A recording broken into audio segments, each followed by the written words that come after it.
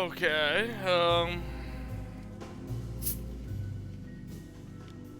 trying to hurry this up because I started a little bit late tonight. I wanted to start a little bit sooner, but yeah, whatever. I had some stuff I needed to finish up, take care of, but well, I would like to try to beat this campaign tonight. I don't know how much left of the game there is, but I mean, 15 hours played. Surely I'm near the end of this playthrough of Alone in the Dark. I'm not sure.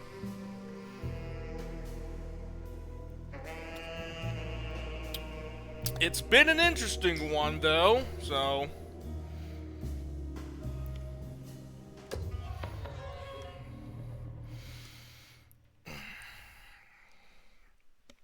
It has been an interesting one. Why is this Hold on.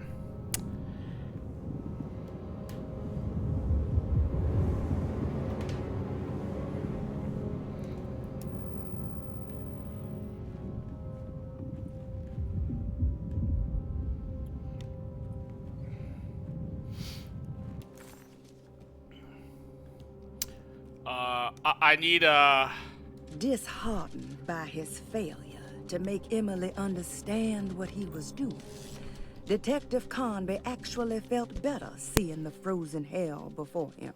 There was a finality to it. Its clear symbolic opposite to the dark man's desert made him realize this was the end.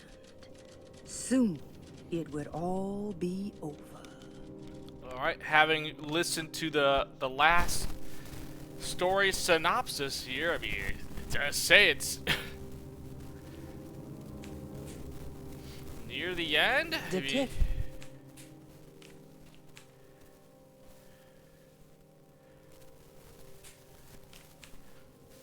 Detective Conby wanted nothing more than to make sense of it all. But clearly, that was not in the cards right now. Detective Conby was worried Emily could tell, that she could see the madness written on his face. But what if he was the only one seeing the truth? Could that still be the case? If only he could find evidence that would make her understand that he had seen beyond the veil, or at least something that would show her he was worth the money she was paying him.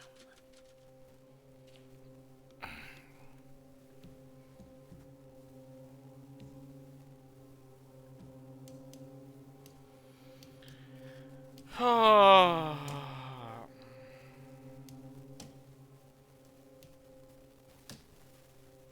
this was the last thing I got. The Greenland Expedition. Okay, that was the last thing I got, and then we were in a frozen tundra. Very nice.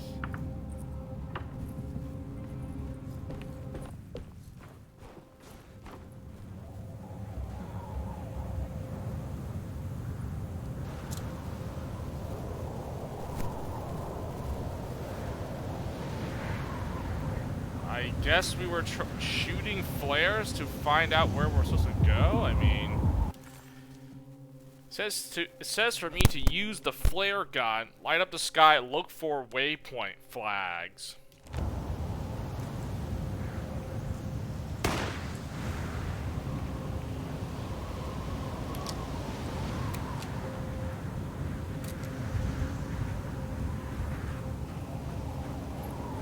I mean, I have no idea where we're supposed to go. I mean,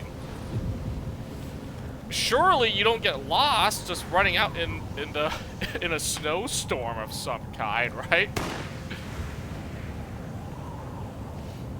I'm pretty sure it's one of those things where, like, once I walk enough, I probably will, the game won't let me go any further. I can't even run anymore.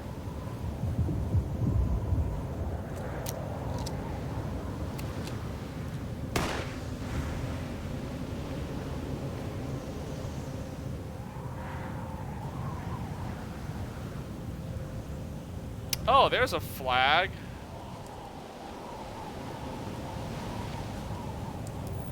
It says here's to look for waypoint flags so you know where you're going. Well, see, there's no way I can get lost in this, right?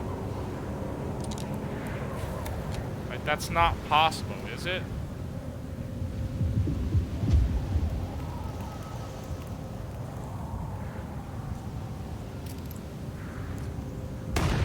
Honestly, maybe. I don't know.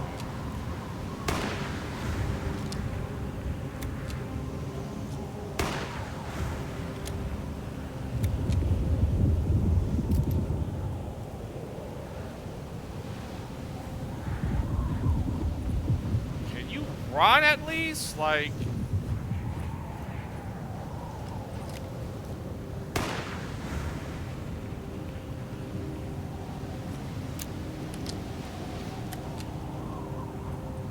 Let me run.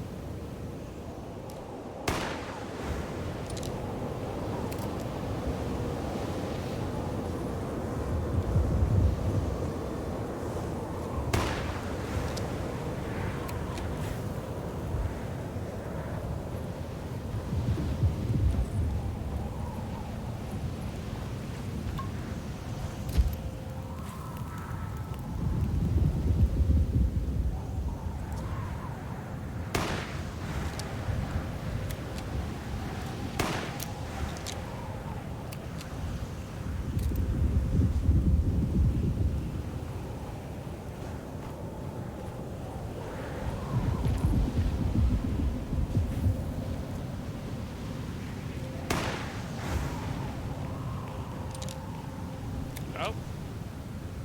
Clearly can't go, that way.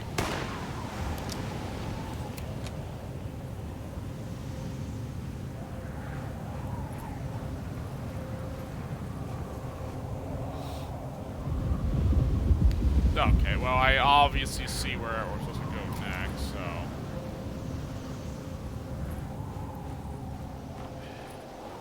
Maybe I should listen to that one, that Greenland expedition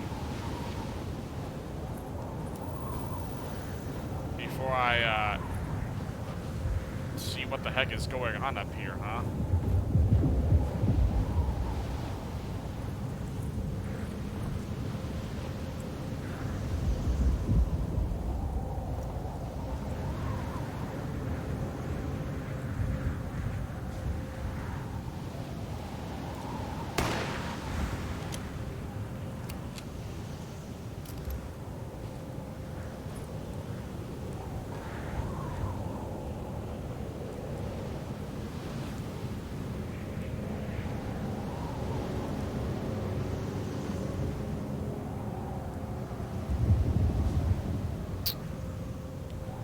Interesting.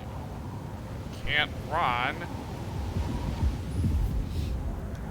What exactly happened up here again? You know, it has been a week since I last played.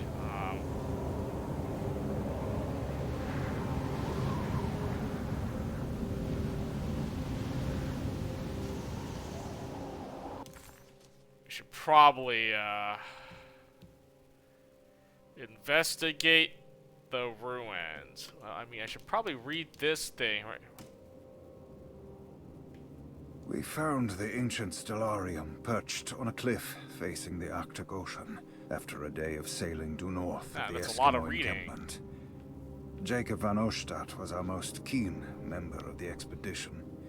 He had been chasing down the source of a peculiar type of crystallized metal present in several sacred items among the natives on the northeast coast of Greenland. Why are we in Greenland? The site was a remarkable find for any explorer, and we were all enraptured in our search for enlightenment and meaning.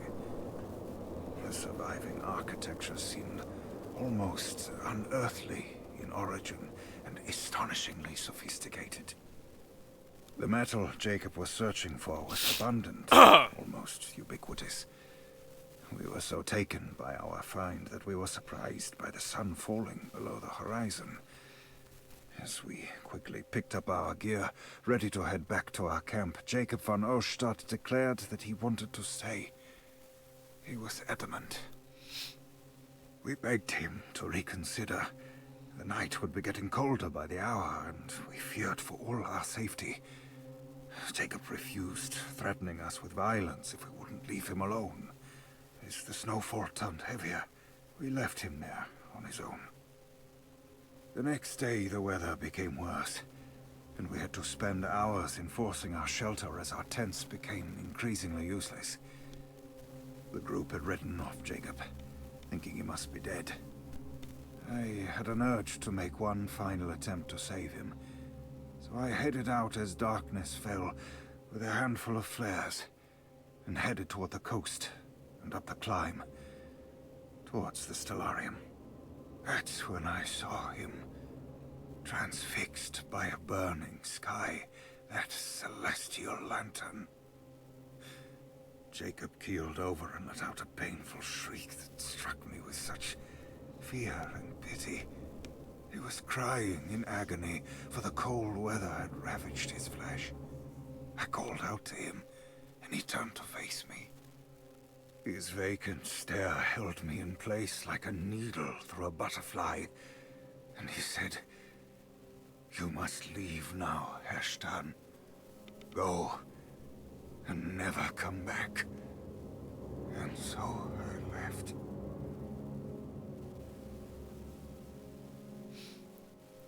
Ancient Stellarium. Celestial Green Lantern Sky.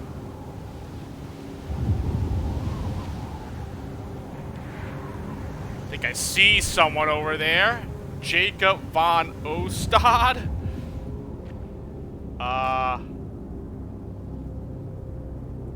You friendly, man? A little bit scared to approach. I mean, he's not real.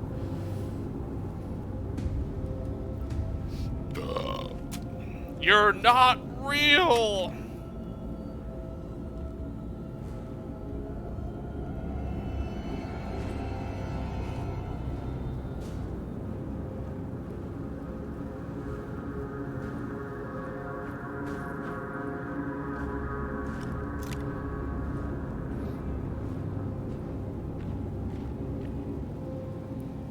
That guy's not real. He's obviously a figment of Carnby's imagination. There's no way anyone survived out in this thing. Hey, you! What are you doing here? What is this place? Turn back, detective. You're not wanted here. Whoa, take it easy. I'm not your enemy. Wrong, you're wrong, detective. You're wrong!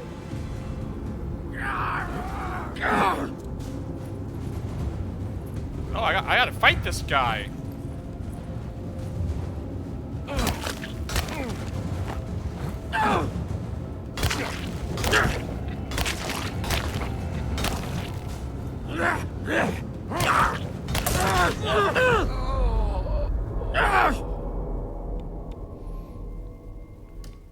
Okay, well, I can't really stun lock him.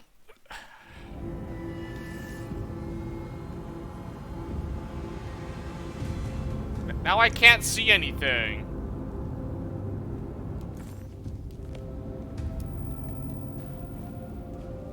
I actually can't see anything.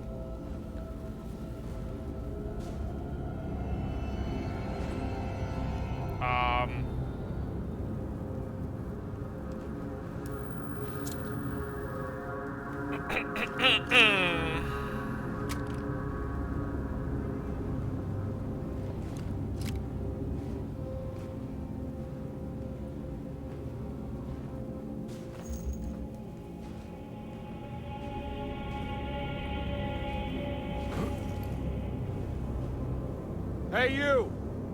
What are you doing here? What is this place?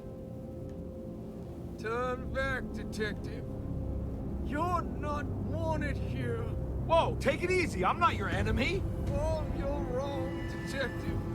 You're wrong.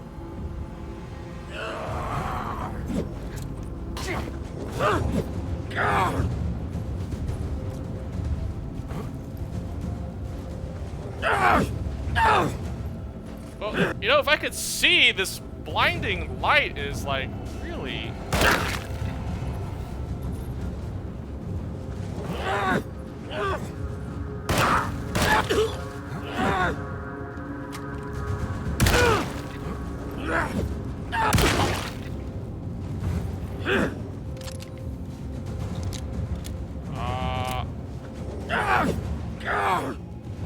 What the heck?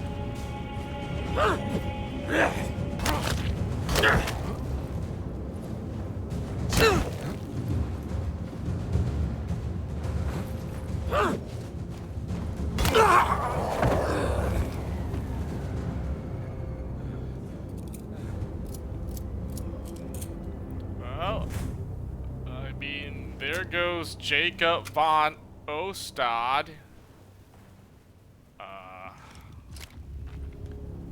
If that was really him,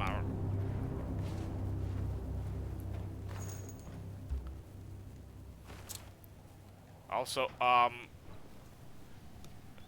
what is this blinding light? It wasn't like that. Okay, whatever, man. I died and had to like restart, and now I'm actually blinded by the light.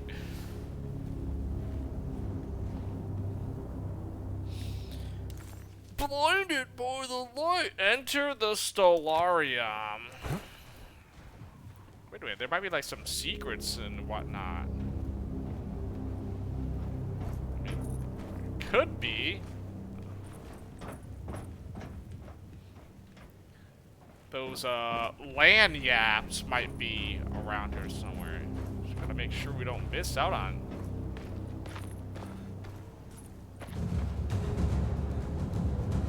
Anything like that.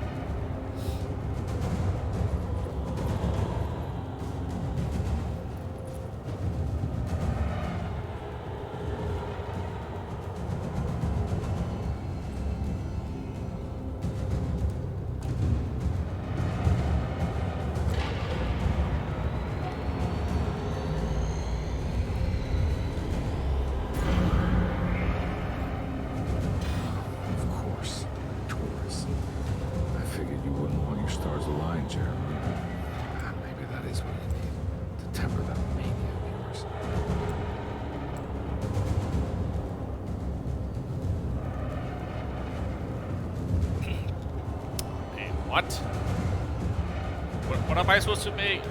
Like, align the stars.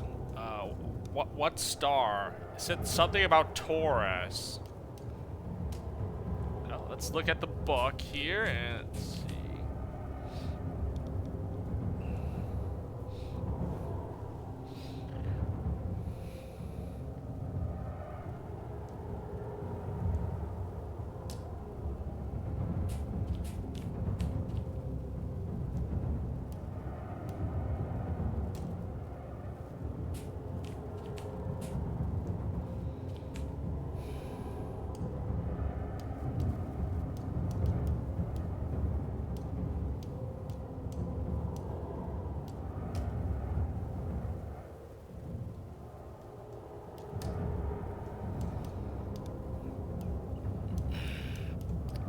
Have anything else to go by other than what's in the book here.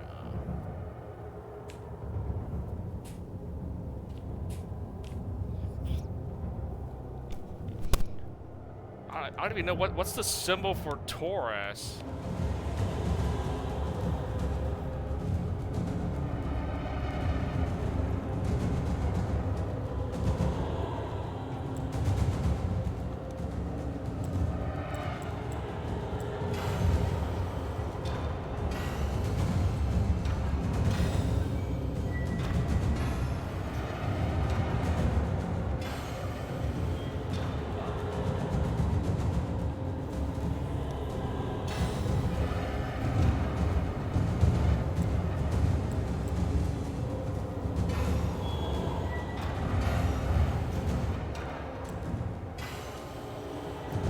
Maybe those things are supposed to light up.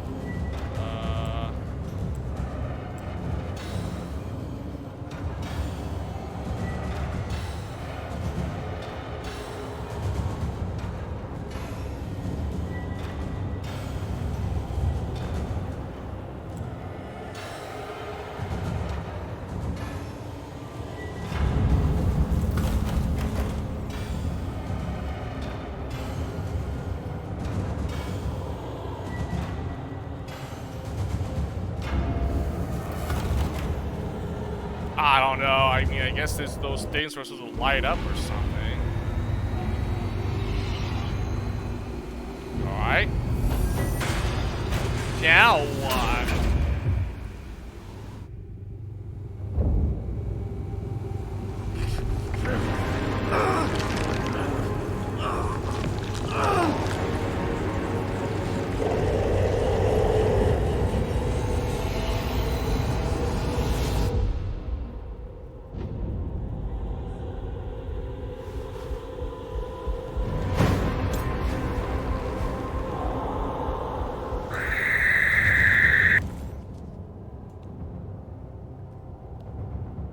Kill Jacob Van Ostad.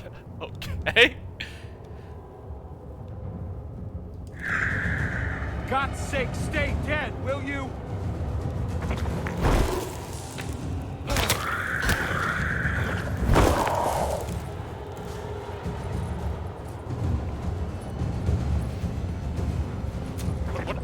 What is that thing?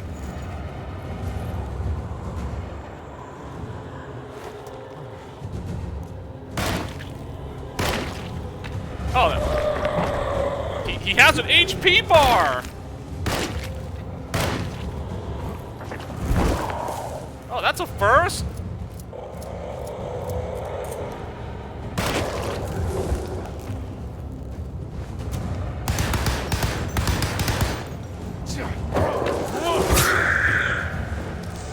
Oh, stab him with the dagger.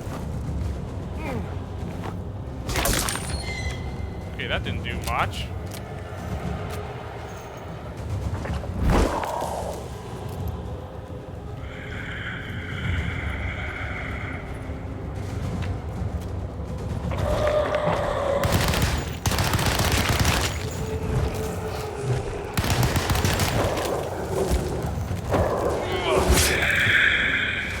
Wow, a boss with a health bar.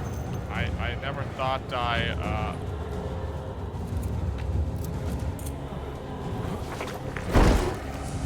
never thought I would see that.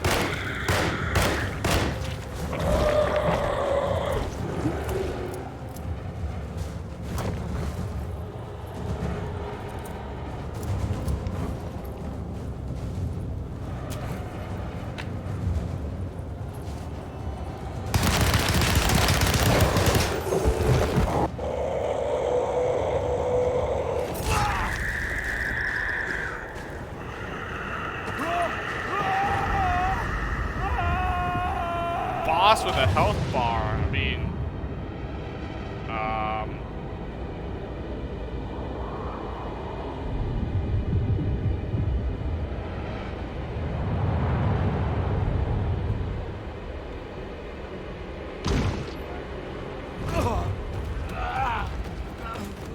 I'm honestly confused. Like, why am I fighting a deformed monster at this point? Jeremy?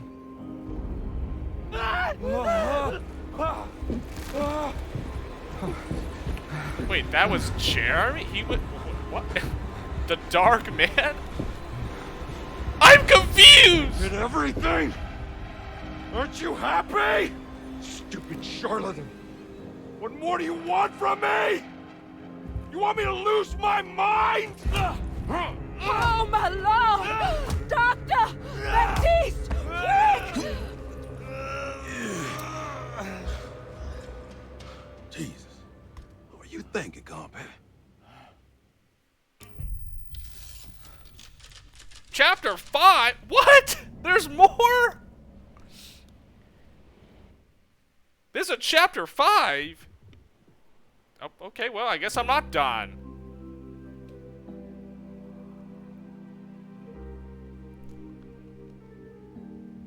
I'm honestly more confused at just what happened there.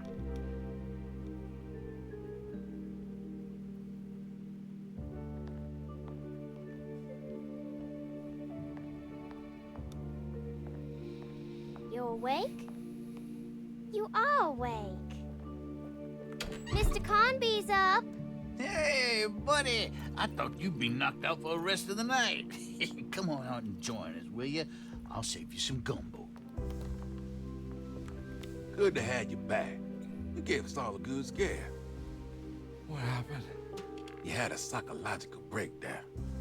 Sorry for manhandling you, but you were being violent, you see. You stabbed Jeremy and then punched Dr. Gray. Are they okay? Jeremy's a little strange, but everything's back to normal. Really? All thanks to you, combat. You want to try standing up?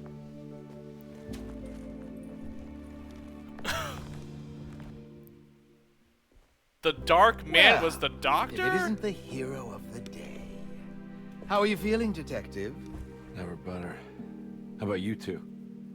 Hey, Jeremy, I didn't do too much damage, did I? Things are fine. Very quiet. Stabbed him in the eye socket, man. What's up with him? Painkillers? No. You see, despite you having the finesse of a one-eyed butcher, you managed to lobotomize dear Jeremy. I did what? It's actually quite impressive. It's not like I hadn't considered it myself. I just wish Jeremy could have been helped without reducing his personality to that of an oyster. But he's gonna live. Of course. As long as someone keeps feeding him, he'll outlive the best of us. What?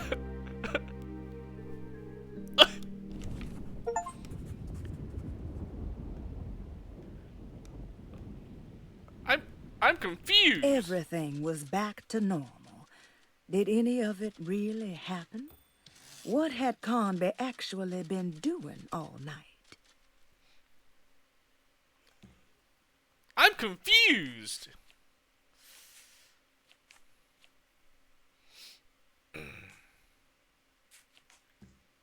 Farewell, Derceto. Go back to New Orleans with Jeremy and Emily Hartwood. Oh.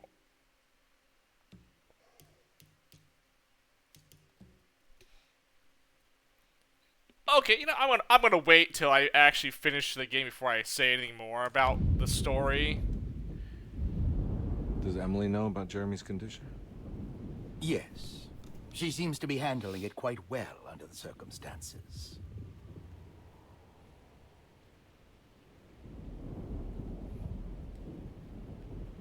Does she still want to take Jeremy away from Derceto? I will have to insist that you do. This is not that kind of institution.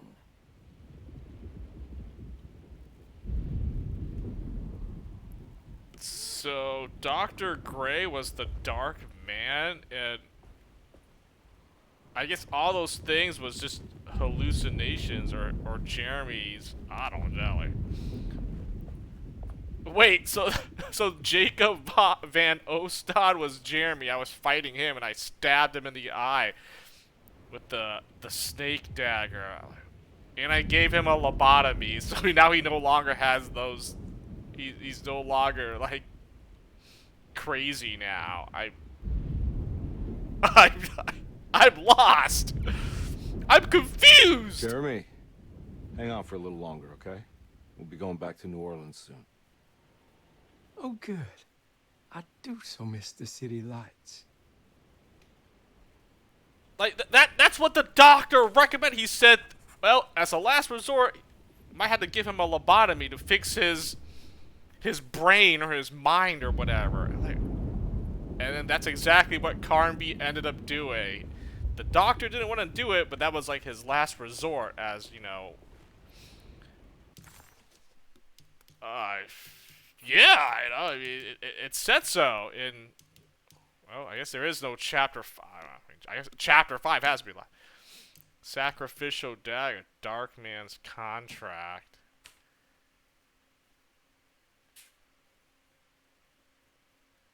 Medicine has failed me. Nothing can be done to dispel the hardwood curse. Only the sacrificial dagger may release the despair from Jacob's eye. Yet, doing so would be the doom of Derceto. Jacob's eye? Let this Jacob curse of Van mine Ost? be a weapon for once. I accept your demands. Oh, crawling chaos. Build your prison around this godforsaken hospital. When evil has been starved, I will stay buried forever. He must first acknowledge psychological trauma in order to proceed. The lying must stop, so we can break through the barriers of self-deceit. Finally, temper manic behavior.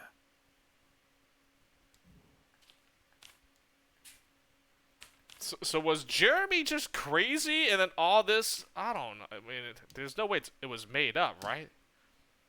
We must have faith that Jeremy's pact with the Dark Man is a bluff. If we are lucky, our visitors will find him and prove it's all nonsense. Lunacy and the Astarte are... I feel like I'm more confused. Mrs. Thompson, I understand the last week has been busy under the... I feel as if... Jeremy knew that the only one who could help him now was the guest in room number 3. The rooms... Brother, I need you to trust me. This is the most important moment in our family. I mean, I'm not gonna... Detective Comby, I'm terribly sorry that my niece has pulled you into this mess. Please, with all my blessings, take her away from this cursed place. Dearest Dr. Manzetti, I find myself in a losing battle with my patient. As I've disclosed in my previous letter, his delusions have him completely captured. Yeah, see? It's bad enough that he is torturing himself with paranoia, but his madness turns out to be quite persuasive to others, effectively laying the ground for mass delusion. I am writing to you in hope that you can give me some guidance. He's like hysterical or something. The last guest in the empty room suffered from severe maladaptation.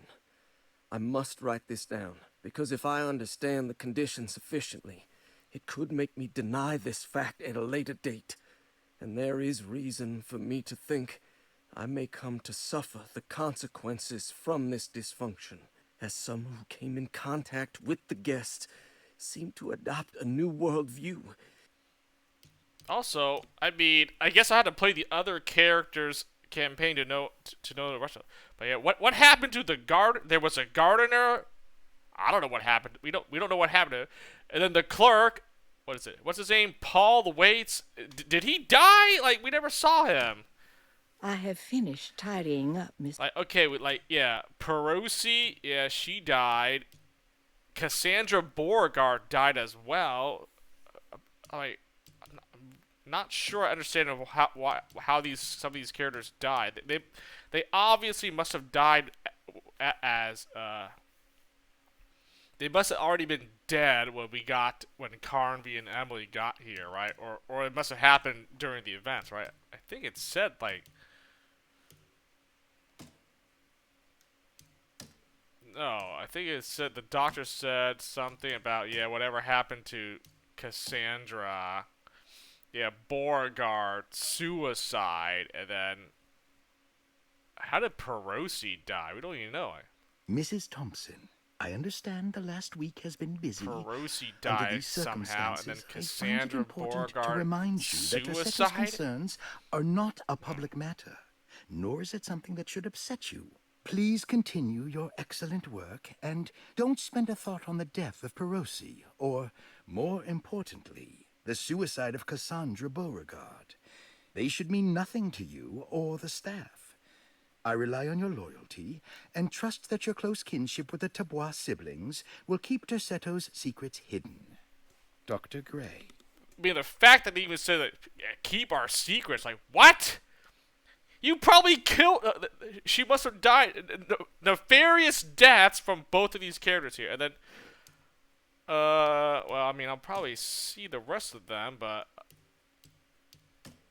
Interesting.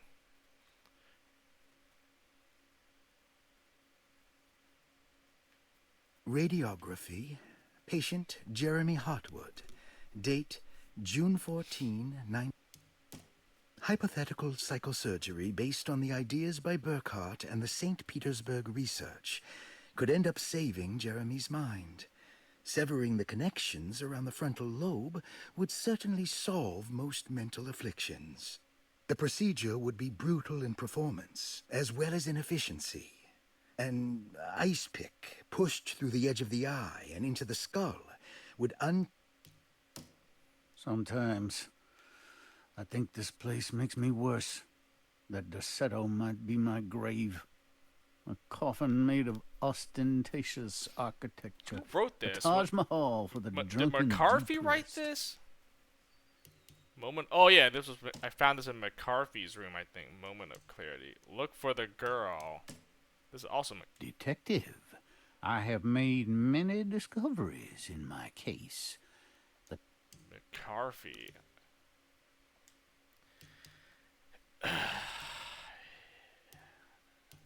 Case closed. Detective Convy had found Jeremy and brought him back to Derceto. He worried that Emily wouldn't be all that happy with his performance, considering Jeremy's impromptu brain surgery. Maybe she would refuse to pay him in full. It was the kind of thought that would normally infuriate Convy, but right now he just felt happy to be back. No matter if he would be seeing the $150 or not, he couldn't wait to rendezvous with Emily and go back to New Orleans. $150 to be hired for this case? What a steal!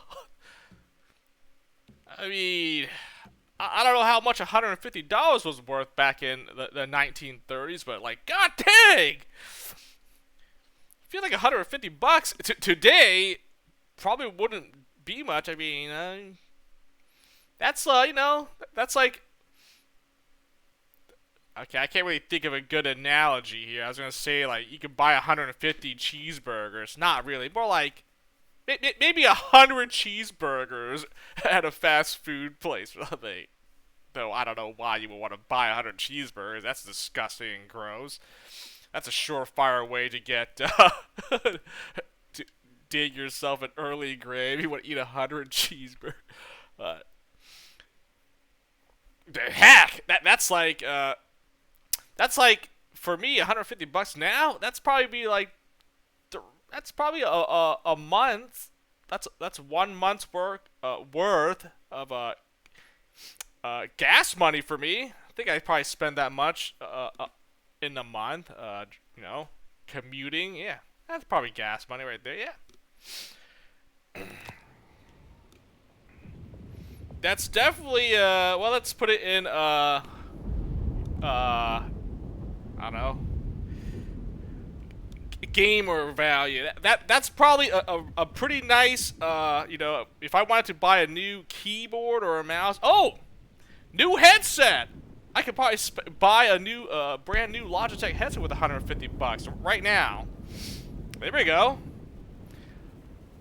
New computer monitor. They're more than 150, but a new headset, new Logitech headset for 150. Yeah, I think I'd probably find one under that. So that is that's how much it'd be worth. I don't even know where I'm supposed to go. Do I just talk to everyone here? All the other characters that survived, or I didn't find them dead. Hey, Ruth. Glad to see you made it back to Derceto. You too, Detective. Make sure to stay for the festivities. It's no Mardi Gras, but it ain't bad.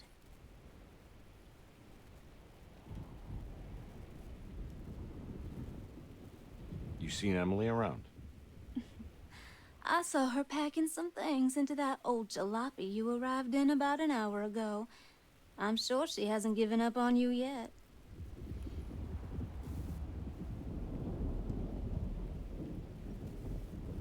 Catch you later. Looking forward to it, Detective.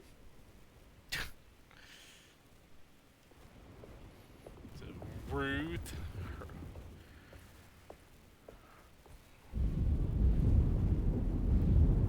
Oh, there's the mean housekeeper, Mrs. Thompson.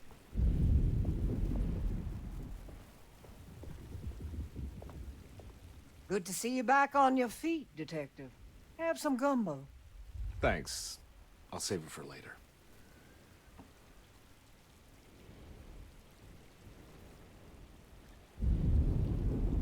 Seems like everyone's in a pretty good mood. The Eve of St. John is the most important date of the whole year. It's the only day when the black goat of the woods tends to her young. Is that supposed to be good or evil? I never quite understood what was the point of this, like, I don't know if it was like a ritual or something. I mean, it seemed like it was something. I'm gonna go look for Emily. Don't worry about her. She wouldn't leave without you, would she? Like some sort of ritual or whatever, right? I mean, if I remember reading all those documents about the blah blah blah, I don't even know. It's in here somewhere. I'm not gonna go look that, but yeah, you know, they called it. That's what it was called. But it was called other things. I don't know. I mean, I guess it's not. Looks like it's just a celebration. Nothing seems to be. Nothing bad seems to be happening.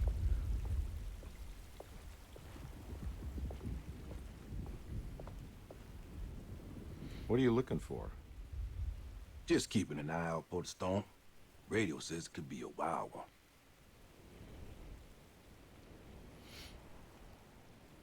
You don't know where Emily is, do you? She's packing some of Jeremy's things. Said she wanted to take them away. I'm sure she'll come and get you when she's ready.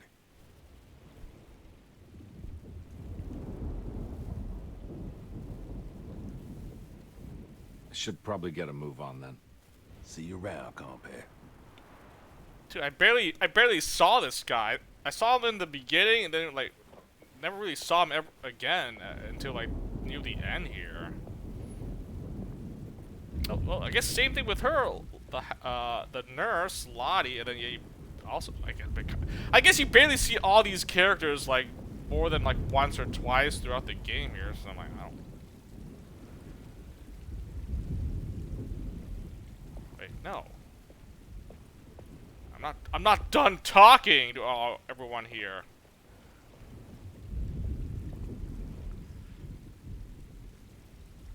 That is one impressive tree. More impressive than you could ever imagine. I also like that none of these characters have told me anything of relevance and importance to like what's been going on here. So how does this all work? You dance around chanting? For the ritual, I mean? Stay and find out, Detective. It might just do you good. No. You haven't seen Emily, have you? No, Detective. I haven't. And I never got a definitive conclusion or an answer to what happened to Perosi and Beauregard. How did they both die? And what happened to Waits and the gardener, right? Where are they? Where are the other staff members? All right, tell me, what the hell's about to happen here? Every year we have a little turn the page ceremony by the tree. It's symbolical. It's like life has its cycles of grief and happiness. You know? Just like a tree facing the seasons. Things change, but remain the same.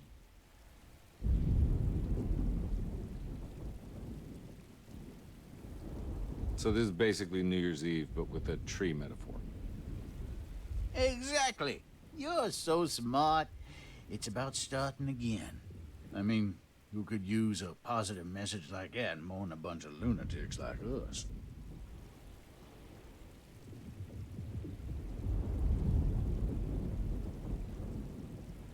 I get the feeling some of you think this year is going to be special. Any idea why?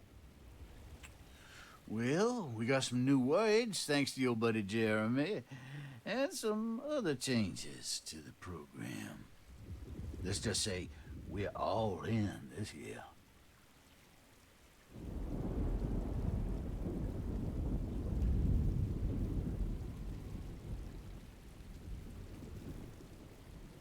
There's gotta be more there's gotta be like a big, actual final boss or a big boss. There's no way that was it. What is this? What is it? What do you want? Don't worry. I'll remember. You should have them.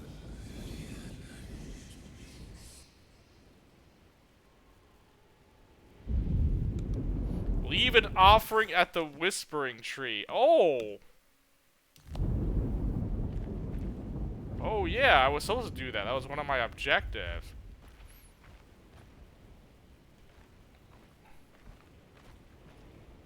What did I leave? I don't know.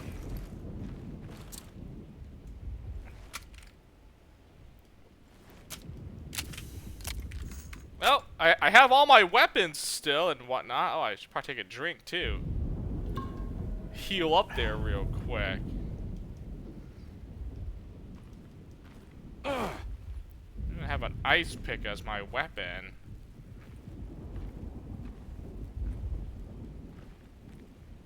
Hey, kid. What are you up to? Preparing for the ceremony. I don't want to disappoint Mother.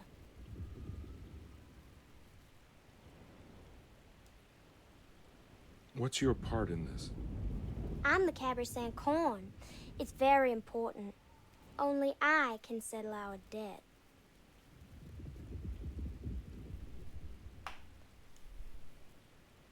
You know, I had my doubts, but you are in the right place, Grace.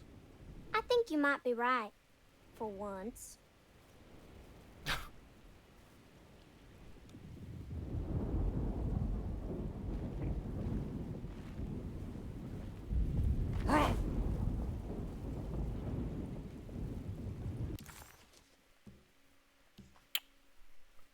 Don't suppose I could explore the rest of the stuff, right? I mean, apparently I'm missing something in Grace's room, Dr. Gray's apartment. I don't know if I could do anything else there. I think the clerk's office is bugged. That's done. I never found a locked door in the freaking infirmary laboratory area. I never got to check that spot out. I don't know. I mean, it says locked door, but I never found a key or anything for that, so I'm not sure if you were able to explore that with Carnby or not. Who knows?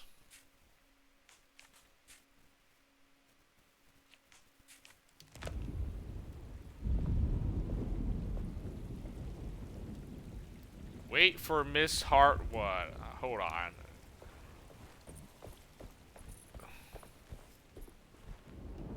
Is that it?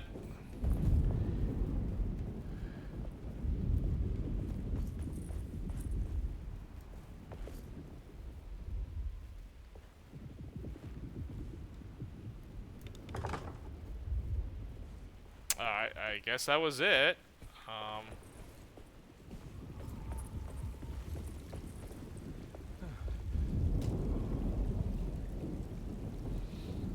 Everyone knows what to do? Y'all know the new words. Mrs. Thompson, we talked about this. I'm not sure everyone is comfortable. Doctor, I insist. This is important. We've waited for so long, Doctor. Let's just go with the old song. Not every change is an improvement. Boss, good or bad, we need to move forward. All in, Doc. Let's bet it all. But we don't know what we're dealing with. It'll be okay, Doctor. Better even.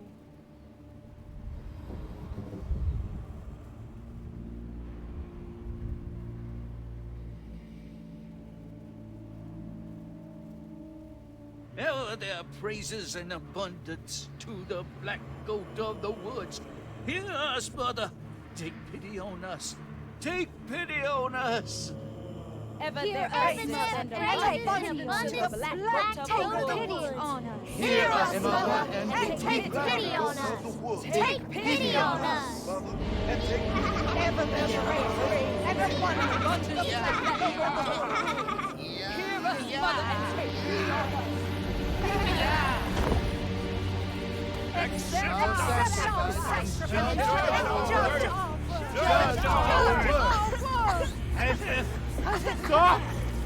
Are you crazy? This here's what needs to happen, Carvel. Grace, stop! Stop! Shoot the ground! Yeah! Shoot the ground! The black goat of the woods! Stop in the ground! Yeah!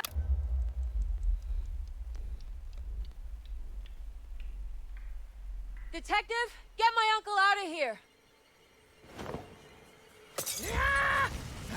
Jeremy, come with me. Get over here. Jeremy, come with me. Jeremy, come here. No! There has to be a sacrifice! We're doomed!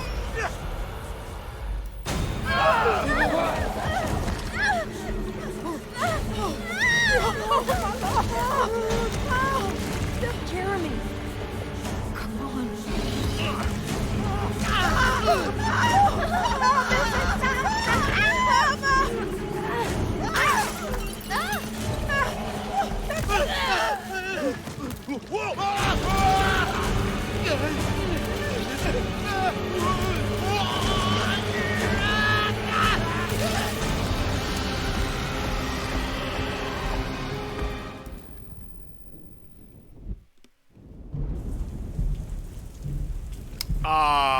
What the f- Detective Conby returned just as the festivities were about to begin. Emily was grateful that she didn't have to sit through whatever ceremony the people at Derceto had fashioned. Instead, they excused themselves and made their way to the front side of the house. With a tremendous sense of relief, Emily climbed into the car. She watched Conby ready the back seat for Jeremy in the rearview mirror. What a long night, she thought. Thank God it's all over.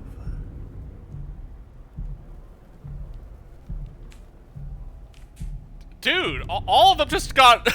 they all died there from a...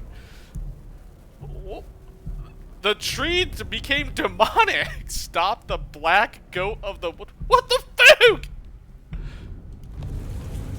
I can't let that monster leave Derceto. I have to stop it. The tree was possessed! You killed everyone! Oh, there's Mrs. Thompson. Oh, she got impaled. Okay. McCarthy got thrown out the window. Batiste. Oh, man. And Lottie. Oh, God. The doctor, Dr. Gray, and, oh, Ruth. What happened to Grace? I think she ran out or something, right? Did the kid survive? I saw her, like, run out the window or something. Well, everyone else got brutally murdered or and killed. Oh, there's the doctor. Yep. Ah, jeez. I mean, I think it's safe to say they all met their they all met their demise by the tree. So the tree was the demon after all. I'm still more confused than anything. So what was the demon at Derceto? Was it the tree? The tree was the root of it all. It wasn't Jeremy then? Then why was he? I don't understand. Let's just finish this up. I'm not even sure what just happened. Other than I just saw like 5. How many guys just got killed here? 1, 2, 3, 4, 5, 6 people got killed. I think the kid survived. I think she ran off. She didn't get choked. She didn't get hanged. So she probably might have survived, I think. I also don't know where I'm going.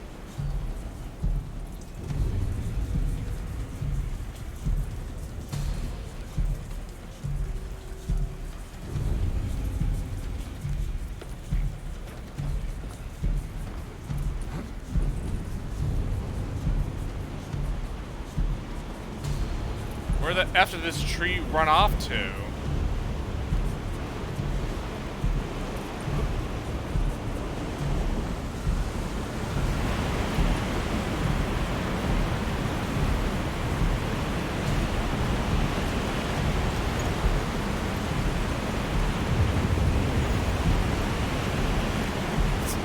You're giving me bullets, which means I'm gonna have to use my gun or something.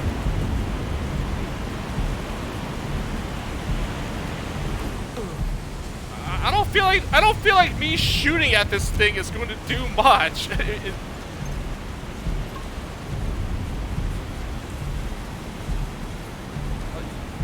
Shooting at a demonic tree is, I don't think that's correct.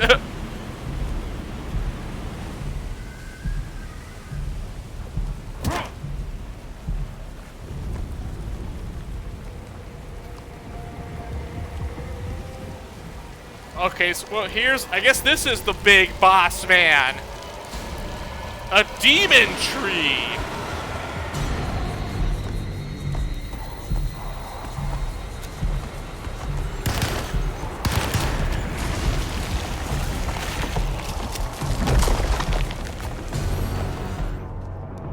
I'm supposed to kill this thing, right? Stop. Okay, I guess.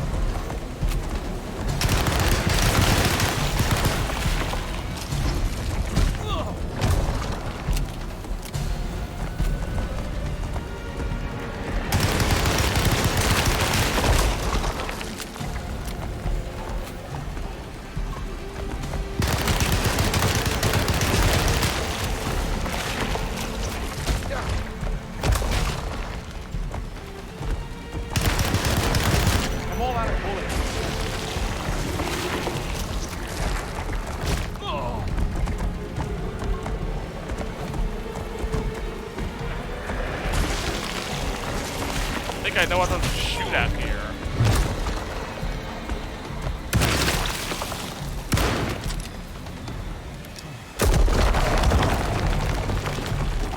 Oh, I thought I died.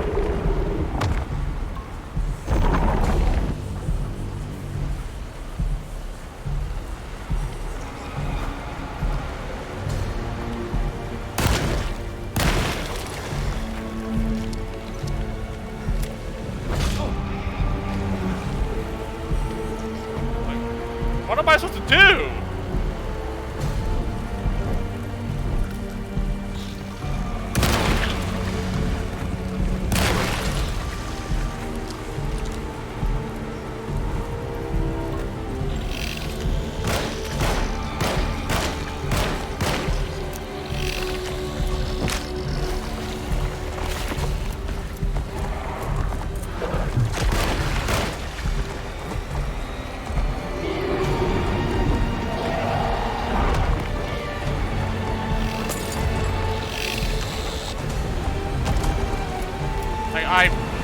I literally don't know what I'm doing.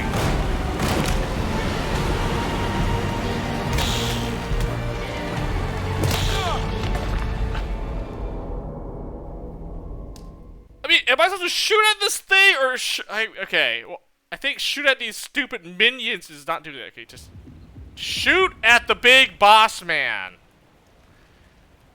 I'm like, am I doing anything or what?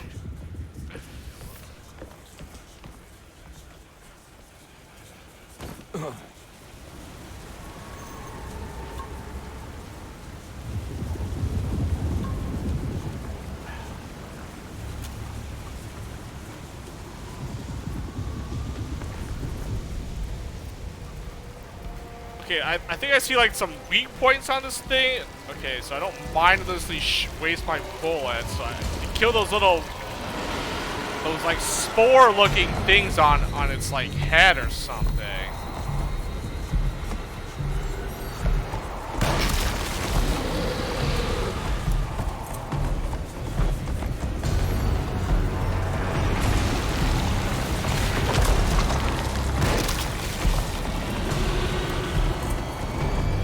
I wasn't sure that's what you were supposed to be doing, but okay, now I see.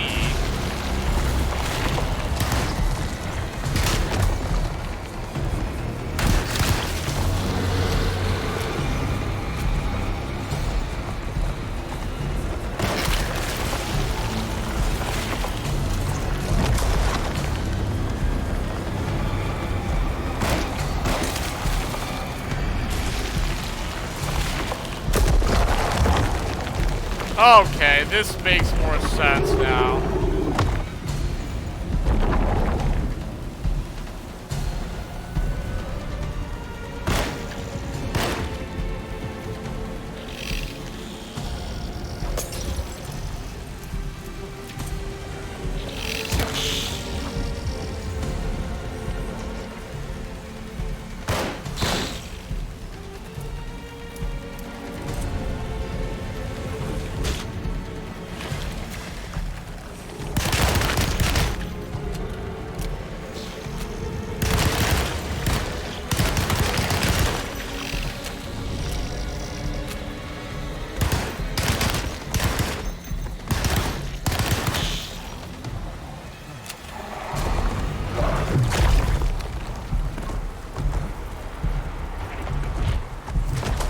I can't even see what is happening.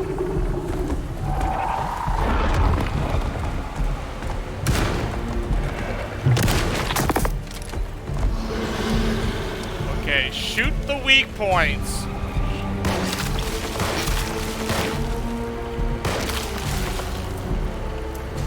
Go for the weak points.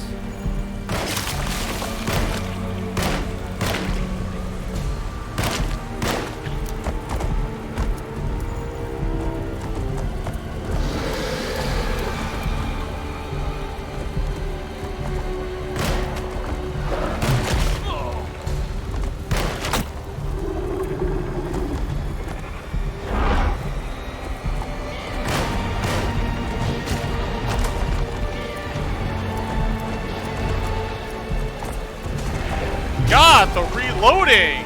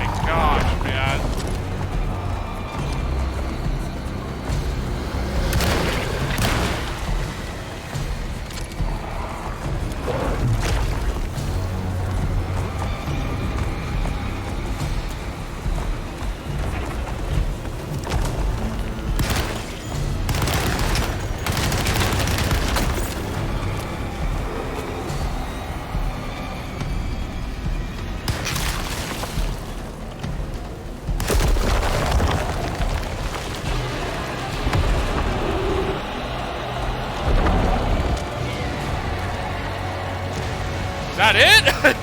I was like running out of machine gun ammo, man. I'm like, shoot those spore thingies?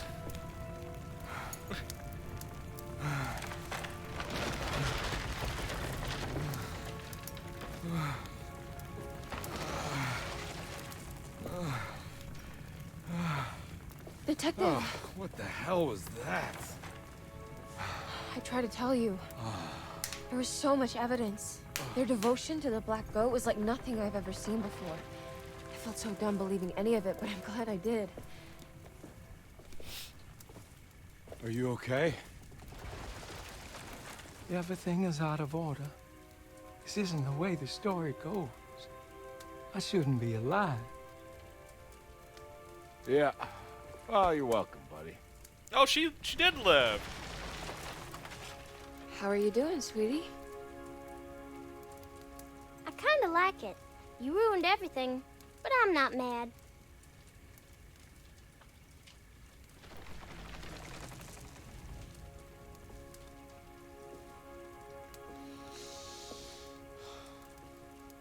All right, you ready to head back to New Orleans? Come on, Jeremy. We're leaving. Can I come? I thought you said you didn't need saving. Don't leave her. She's important. Of course we're taking her with us. Yay, I'm important.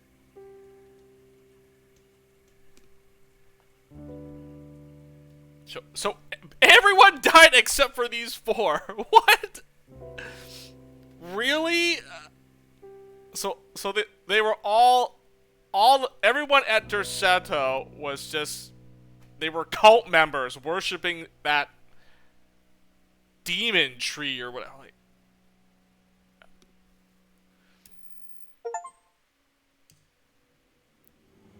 the Black Goat. Cue end the credits. Oh, I guess that was it. That was it. Alone in the Dark. I'm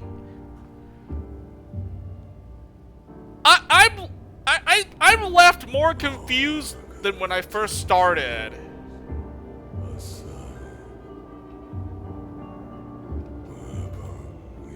So it started off like as a psychological horror, right? We're trying, like, okay, Jeremy Hart, he's cursed. He's like going, somehow he's, I don't know, something with the Dark Man, which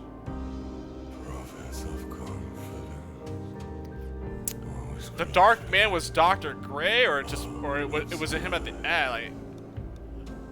So it was just it started off as trying to save Jeremy, and he's like, I mean, in all honesty, he was probably just some mental patient, just. But apparently, the talisman that he had with him, I don't know, convinced all the other members at Derceto about a demonic tree worshipping Black Goat thing or whatever. And everyone else is like, oh, okay, they're just, you know, they're all cult members. They're all cultists, basically.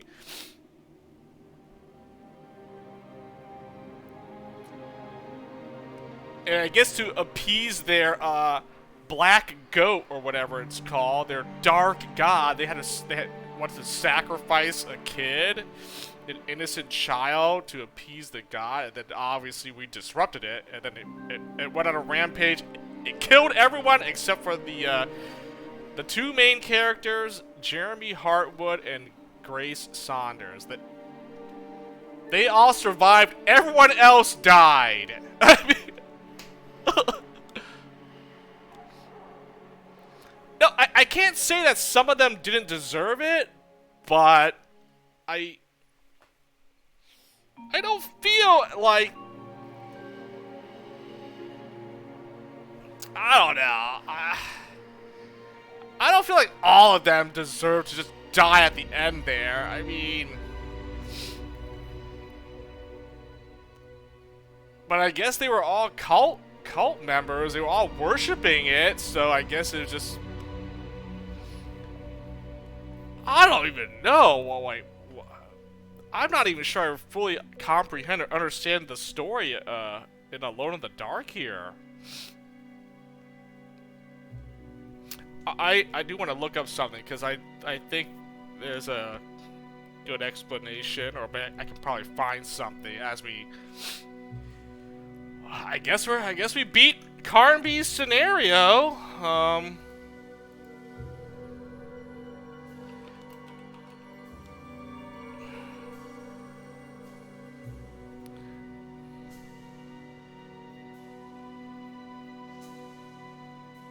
Yeah, this is what I'm thinking of, actually.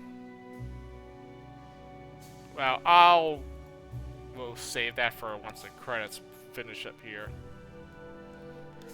I mean, I guess that was Edward Carnby's scenario of Alone in the Dark.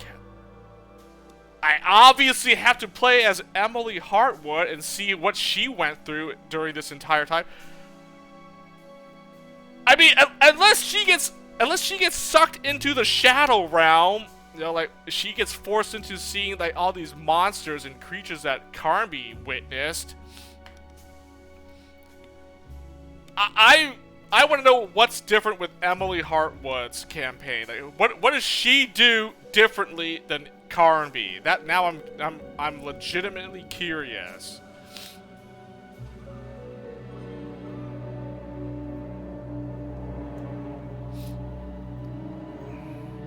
Yeah, I feel like at the end there, like all this just to what?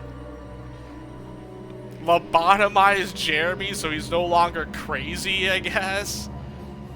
Everyone at Derceto died except for Grace and Jeremy. They both lived. Like,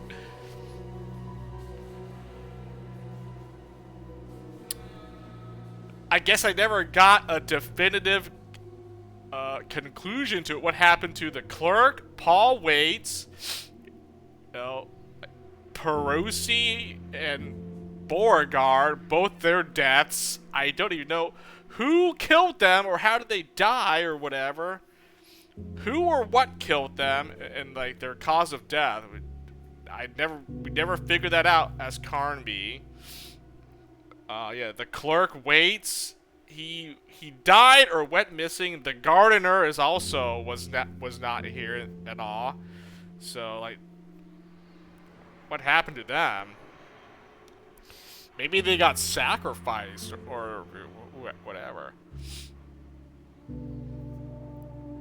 I guess everyone at Derceto was inherently evil. They were bad. They were just cult members worshiping a dark god, and they got what they deserved.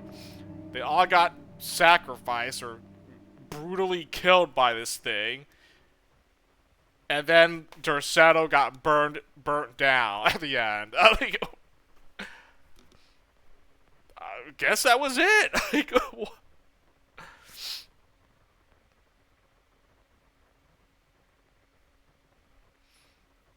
I don't know.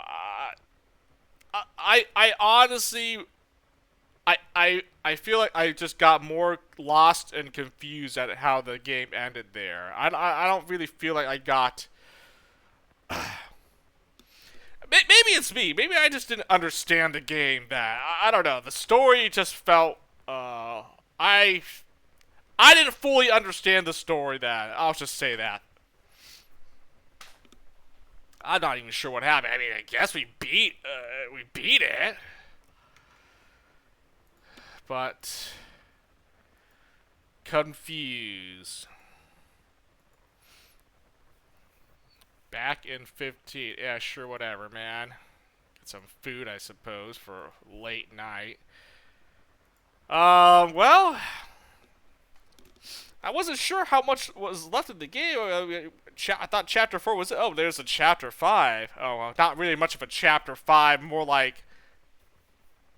defeat the actual big boss man, and that was it. I thought it was that Jacob Van Ostad, because he had a health bar. Oh, that was just Jeremy, actually. We stabbed him in the eye and lobotomized him. And then I guess chapter 5 was the ritual in which we awoken a dark god, which I guess we killed. I mean, if it didn't die, it got burned in the fire. Derceto got burnt down, as you see. So there goes that, I guess. I don't know.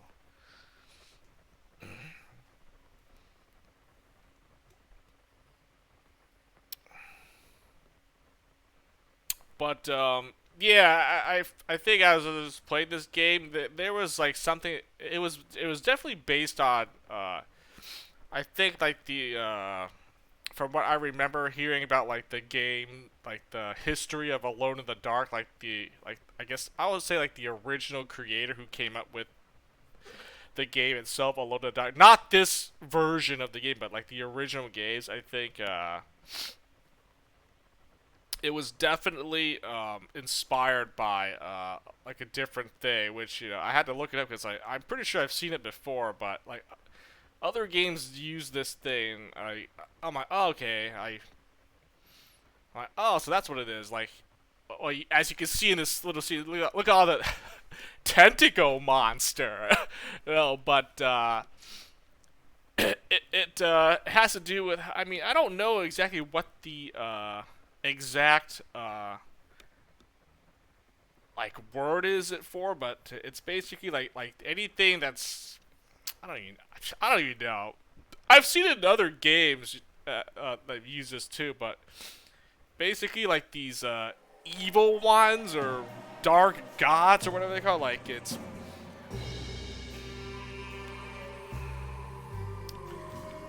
hold that thought. What do we get here? Unlocked New Game Plus!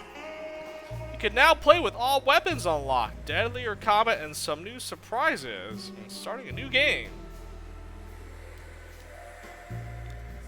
Chapter 5, The End!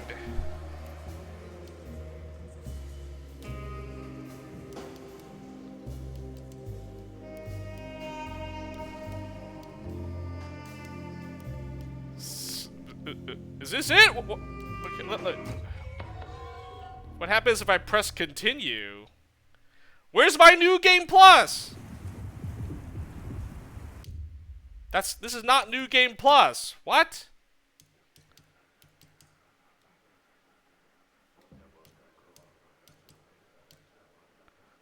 Let's make another save. The end! Okay, there we go.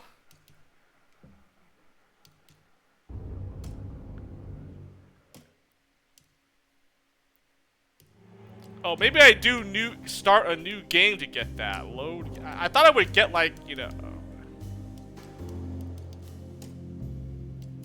Oh, okay, there we go. New Game Plus. Well, I played it on hard. I beat it on hard, as you can clearly see. Difficulty hard. So, I mean,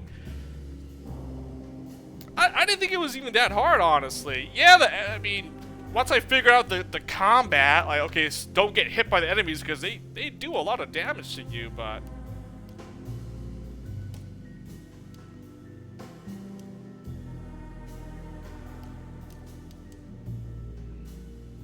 all weapons, deadlier combat, and some new surprise. New Game Plus. Well, can I play New Game Plus and play as Emily Hartwood, or do we have to play as Hard and then play through her story, her campaign? I'm a little bit curious.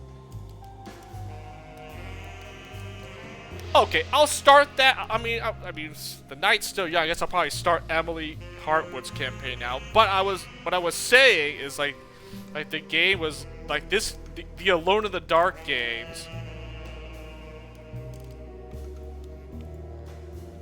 They were inspired by I guess this was like an author, and he basically created this mythos here. H.P. Lovecraft. I guess that was the person's name, the author, right? Howard Phillips Lovecraft was an American writer of weird science, fantasy, and horror fiction. He is best known for his creation of the Cthulhu mythos. Cthulhu! That's that little tentacle monster. Look that up. You don't know what that means? Cthulhu? That's, yeah, it's like some demon spot. What? This guy was like the creator of it all. Lovecraft spent most of his life in New England.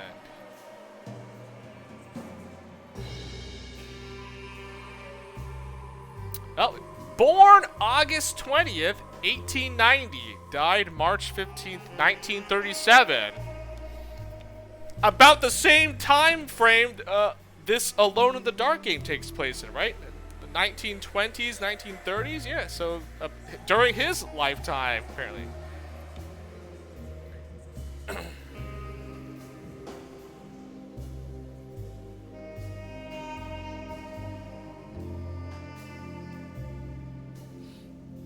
Did Lovecraft invent Cthulhu? Tentacle-faced creature Cthulhu is H.P. Lovecraft's most enduring eldritch creation. Oh, eldritch, that's what. While Lovecraft may be Cthulhu's inventor, this monster has outgrown its creator, impacting both horror fiction and real world in significant and unexpected ways. Yeah, but basically, I think Alone in the Dark was basically inspired by like Lovecraft here, and that whole Cthulhu Eldritch mythos or whatever it's called. So yeah, so you can definitely see like this game took inspiration from this author here, and what Lovecraft did for this kind of I guess, yeah, science, fantasy, horror, fiction, all this, and yeah, the Cthulhu mythos. I don't know if there's an official name for it all, but I mean, I'm just reading what I literally just Googled the guy's name, and okay, we see some descriptions, but yeah, that was the inspiration, I think, for the Alone in the Dark series, basically, right? You know, cult members worshipping some demonic demon from another dimension, happens to have tentacles and whatnot, and like, there you go. Some black goat, some dark god black goat, whatever, I forget what it's called, but that's basically what. But yeah, I think that's basically what the Alone in the Dark games were inspired by, and yeah, you can kind of see as I was playing through it, that's what it's like. Oh, okay. But as far as like the story, I don't know. Maybe it was me, but I didn't fully understand what just happened like at the end there. I mean, I guess, you know, rather than Jeremy was the problem, what happened at Derceto, I think Derceto was the problem. Anyone that just happens to be in Derceto just got corrupted. And whatever this dark god, it just basically amplified everything that happened to all the people there, and you know, even the people that were in Derceto before these guys, right? The artist colony, they were also living here, and then all of them disappeared and vanished without a trace.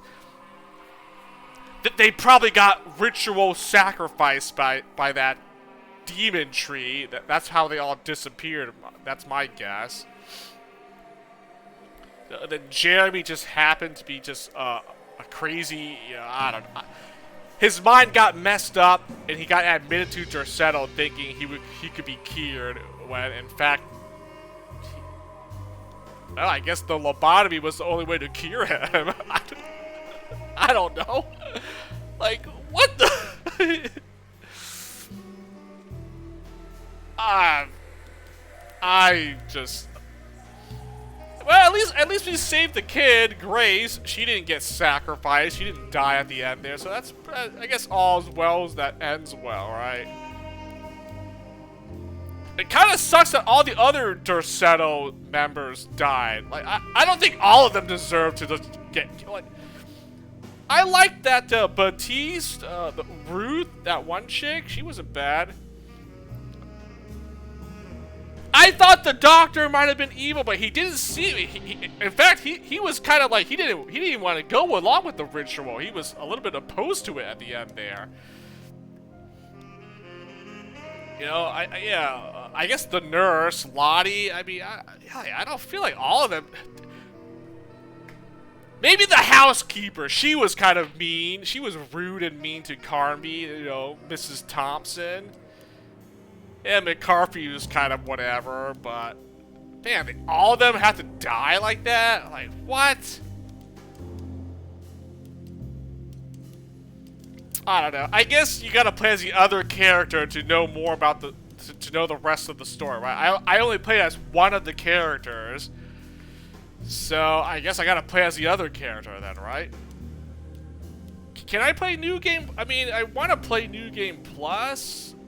But I think I'd rather just play hard and then select Emily. I mean, New Game Plus would kind of just...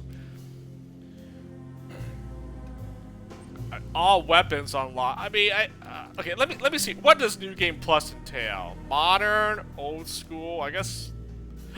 As far as the guidance, I went modern. We'll just stick with modern then. Previous autosave will be deleted.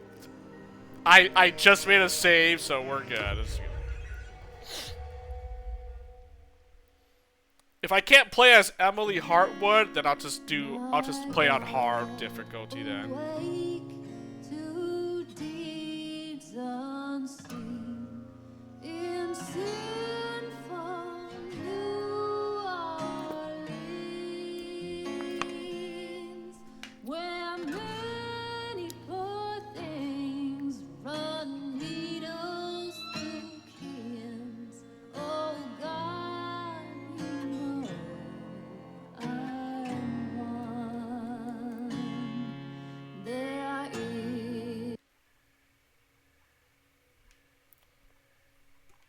Oh, I guess I could play as Emily Hart. New Game Plus. Should I play New Game Plus? I mean, I feel like I shouldn't because I didn't play as her.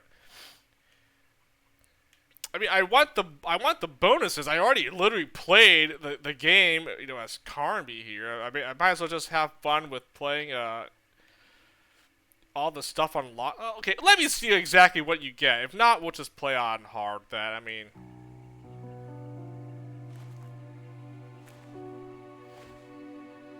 I don't want to have all the weapons unlocked on her. I'm like, I haven't played as her campaign. It feels like.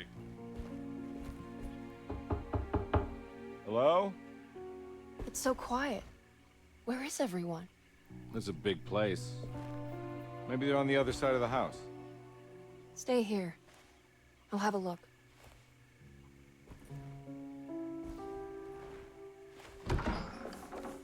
Oh, now she goes in here instead of Carnby. Okay.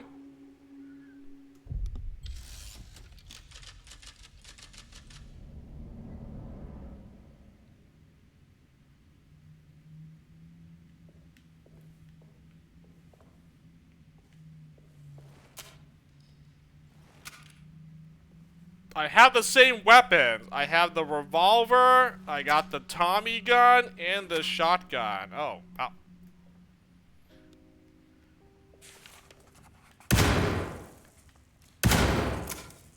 don't have any bullets left. Well, this doesn't seem very fair if I just start with all the weapons unlocked, right? I think we should just... I don't want to. I want to play New Game Plus, but like I didn't play as her, so like it doesn't make any sense to get all these weapons right off the bat. Why do I even have a flare gun on me? I don't have any bullets left. Why would I have the flare gun unlocked?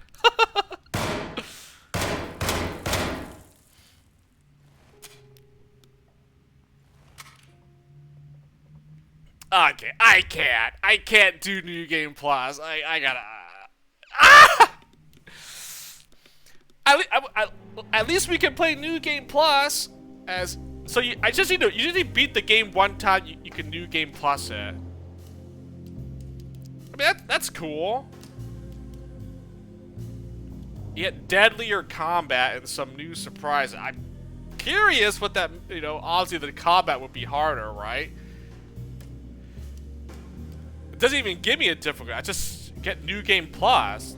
I can't even select what the difficulty is. Some new surprises.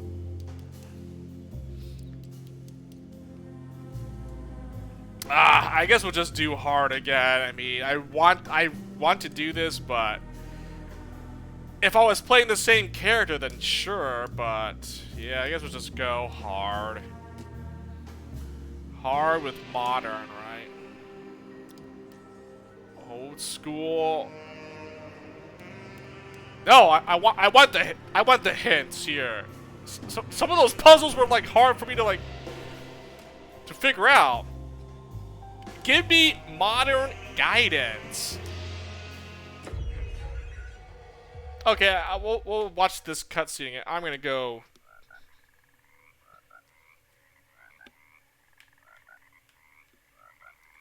Oh, this is different, right?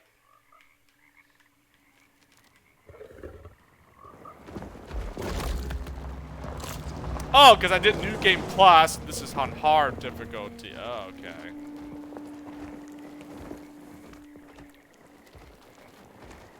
Why did it show that? Why did it show that then if I did New Game Plus and this is on whatever? I thought we were gonna see that little intro again. You know what? I'm just gonna.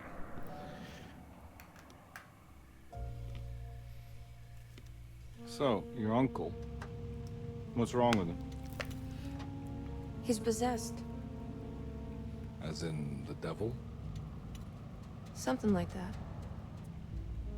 He says a dark man is following him, watching him at all times. What do you make of it? It's nonsense, of course. But I'd be lying if I said it didn't bother me. You see, it runs in my family. Possession? No, Detective. Deteriorating melancholy. Practically every member of the Hartwood family is driven mad before they grow old.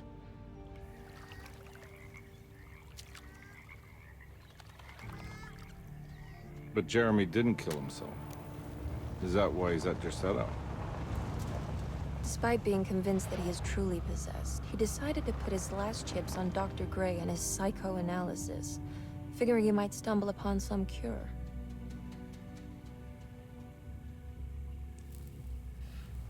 You mentioned the letter.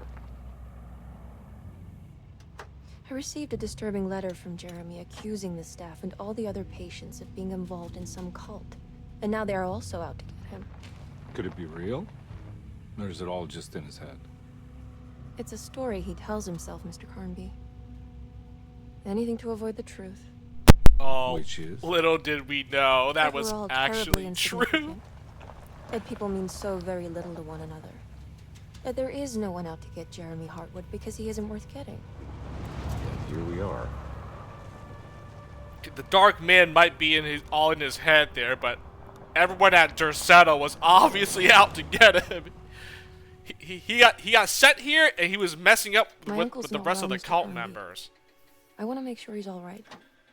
Then what's my part in this? You couldn't get a cab? I just wouldn't feel safe going alone.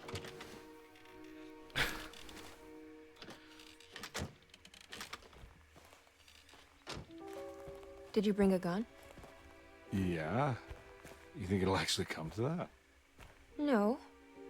But you might need to wave it around depending on how agreeable the staff will be. What exactly are we gonna do when we find Jeremy? Does she have a gun? I don't know. Let's just find him first. I clearly see he has his revolver, the handgun, but like.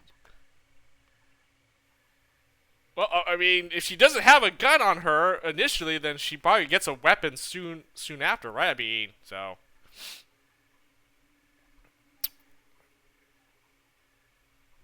Okay, I guess we're playing as Emily Hartwood here. We did Edward Carnby. You know, I had to play as the original main character first. Now we'll play as the, I don't want to say she's like the secondary character, but yeah, I mean, Emily Hartwood's new in this version of the game, so. Alright, let's play as Emily this time. I'm gonna go get a refreshment and use the restroom, and I guess we'll... Hello? It's so quiet. Where is everyone? This is a big place. Maybe they're on the other side of the house. Stay here. I'll have a look.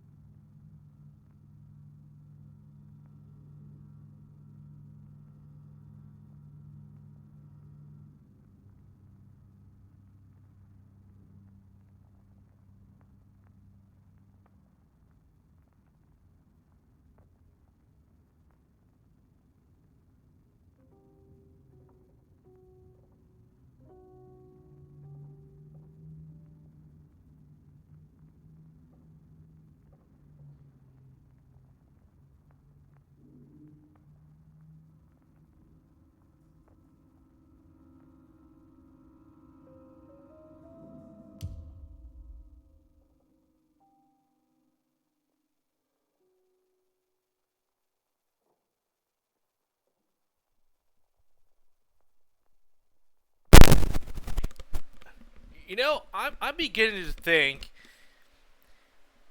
if I play as Emily Hartwood here, and she's gonna do if her story is the same, is exactly like Carnby, obviously they switch places, and she gets the talisman, is going through all this Shadow Realm, same exact thing.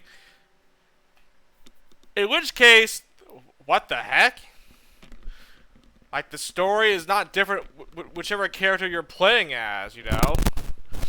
Or like, I mean, the story might be a little bit different, but like if she does the exact same thing that Carnby did when I played through Carnby's scenario, then I'm gonna be, well, I'm not gonna say I'm gonna be upset, but I'll be like, I probably won't give it a favorable review at the end if that's the case. I mean, I figured you have two different characters, they should at least play somewhat differently then, right?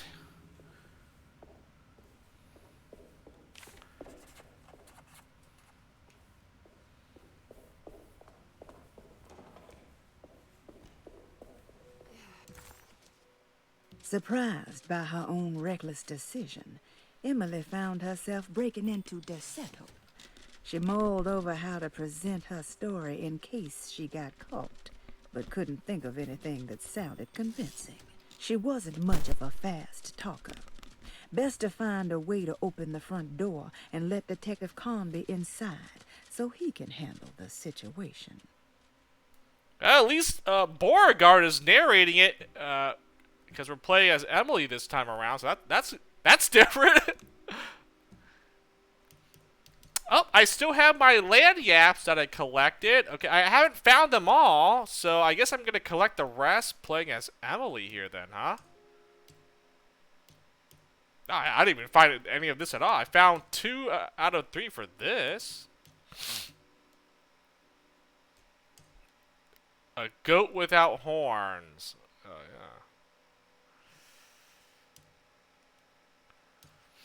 Secret objective. Forbidden knowledge. 1,000 young. Asleep, with an anesthetized mind, Yermi filtered these words from Darceto's gangrenous crown. Beast of burden. Death of the author. What did you expect from them? You created too much.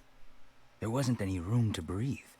Your reification rendered all possible worlds void. You took everything they could imagine and constrained it into something that you didn't even care about. Or maybe you did. Perhaps you cared the most of all. Maybe you tried to save them from themselves, and that is why you had to die. See, that's why I'm convinced Beauregard didn't die from suicide. I think the other members at Derceto killed her. And they probably killed Perosi, because I think she was helping Jeremy or something. That's what happened to the other 2 people here. As for the clerk, I'm not sure what happened to Waits or the gardener. They obviously died somehow, but I don't know how. What can be said about Jacob van Ostad without evoking contempt or apologia? The first piece of information is the obvious. He is not the explorer Yermi idolized in his youth, but the figment of his imagination. If you want biographical facts, I am not the one to answer such questions. In the case of Yermi, he is a guardian of imagination, or rather a persona appointed the role of containing a... So Jacob Van Ostad possessed Jeremy at the end there, right? I was fighting Jacob Van Ostad, then after I thought we stabbed him in the eye, it was actually Jeremy that we stabbed instead.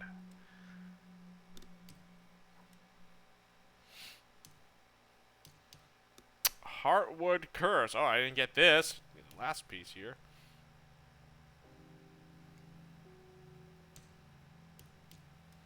The artist spent a lot of time boating on the vast lake Pontchartrain.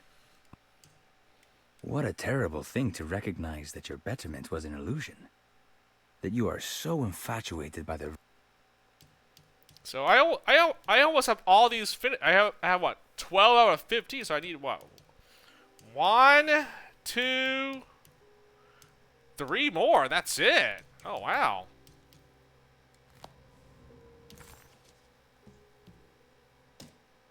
When I Get Back, John Marcus, 1918. A long engagement. When I Get Back, John Marcus, 1918. Oh, she was gonna get married to this guy, John Marcus. Long engagement. She has an engagement ring by this person. Hooray! Is this gonna come into use or something? I mean, it has to be, right? Jeremy's warning, a letter. Dearest Emily, Derceto is the prey of evil, and now they're all in on it. The staff and all the patients are nothing more than a mindless cult set to awaken the bayou. I see now that it was wrong of me to try to survive the madness of the Dark Man. You will also learn that soon enough. Every hour that passes where I deny him his right to my sanity makes it worse for the people I care about. He perfectly staged his world in order to conduct my fall. And I have to fall, Emily. Stay away, my dearest niece. Stay as far away from Derceto as you can. Someday you may understand what I've done. May God forgive me. Farewell, Jeremy Hall. So that was the letter she got from him, huh? Okay. And that's why she chose to go to Derceto to, like, find out what's going on here. Maybe save him or something.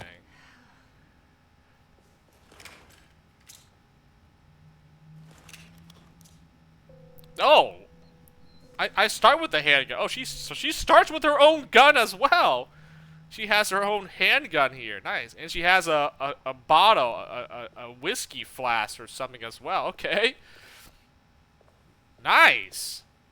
I don't have a shotgun or the Tommy gun, but that's okay. What's this? Flashlight, obviously. Kitchen garden key. Okay, I got the flashlight. We need that. Kitchen garden key.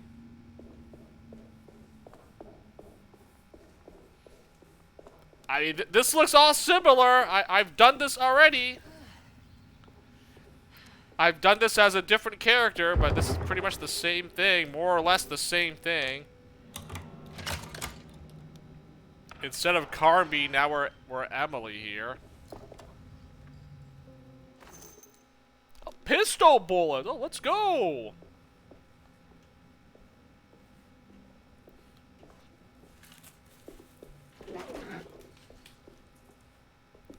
When do I get the map again?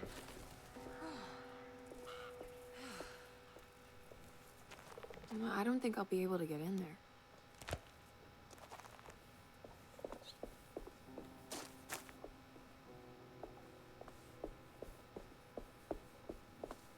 I mean, all this is, I remember all this, so.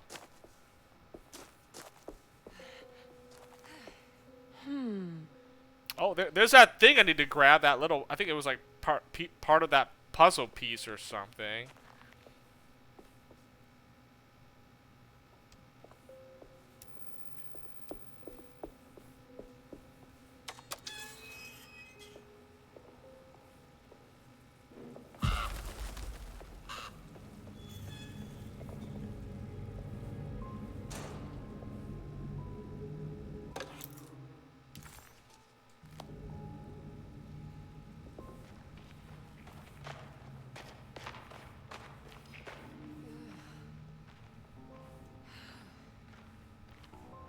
So it was basically, this tree was the demonic tree all along.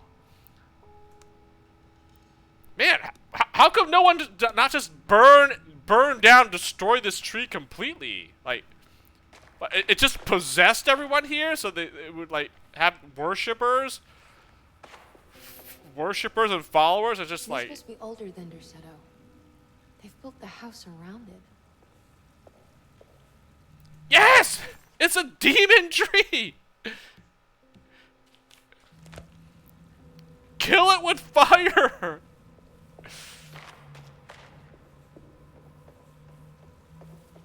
If you know what's good for you, you would kill it with fire.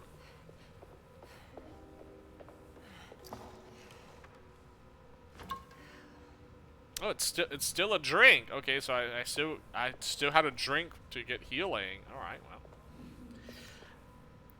I mean, I guess it makes no difference. I mean, she did smoke a cigarette in the car ride here, so yeah, they both smoke and drink. I mean, I guess that's common.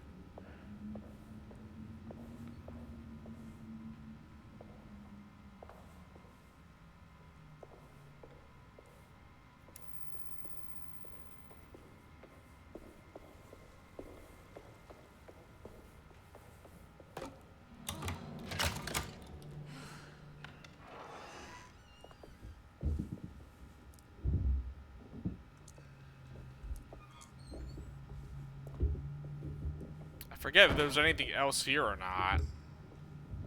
I mean, I gotta find the rest of these land yaps, that's for sure.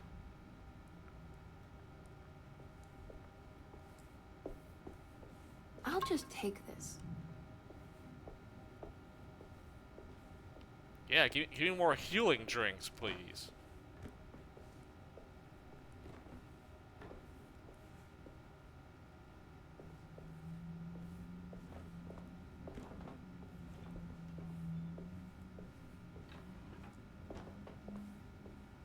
Does that do anything? What does that even do?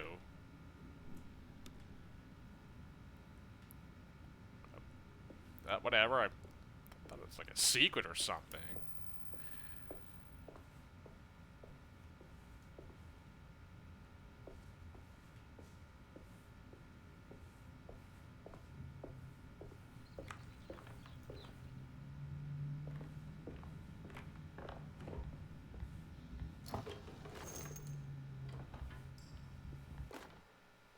Every day your silence weighs a little heavier.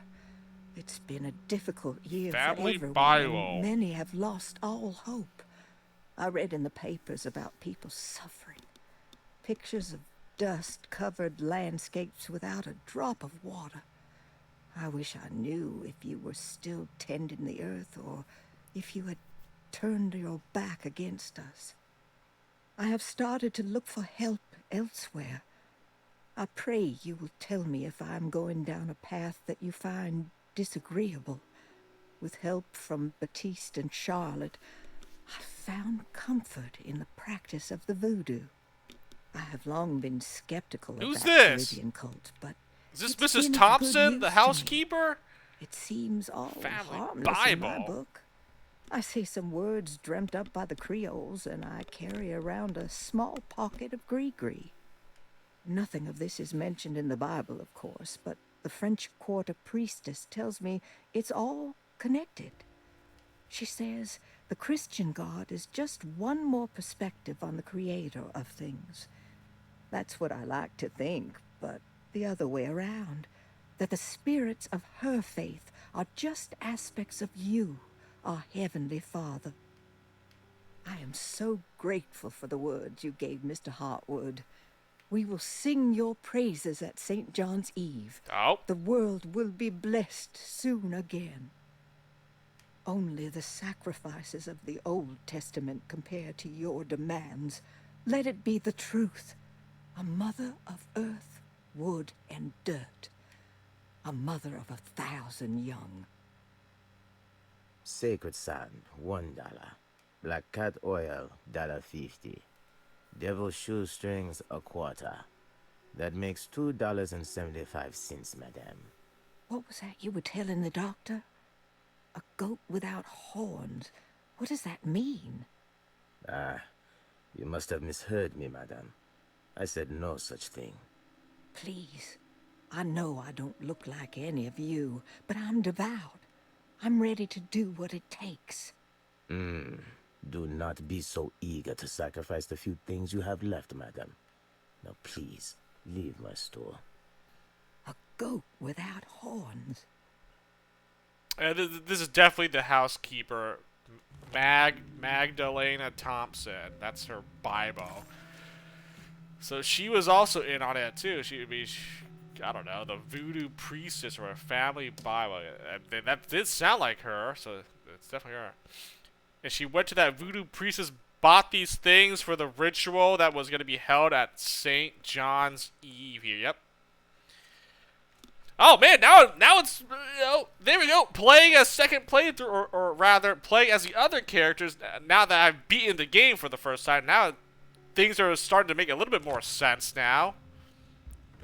When I don't even remember Family Bible from the first playthrough. I mean, yes, I picked it up. I remember, listening to it, but like, I don't even know what this was all about, honestly. Okay, now it makes sense. Now it's all coming together.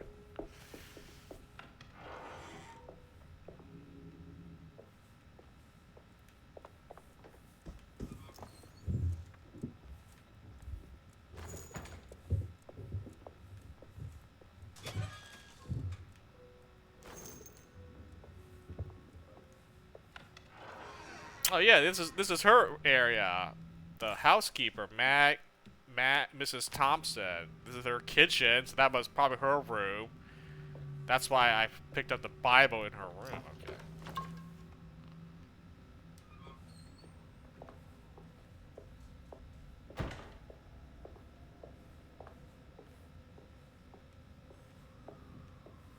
Well, the kitchen, all right.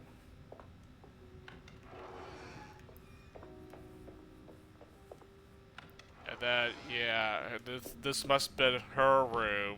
Yeah, well, bed here. So yeah, family Bible. Yep, this is her. This is definitely her room then. Well.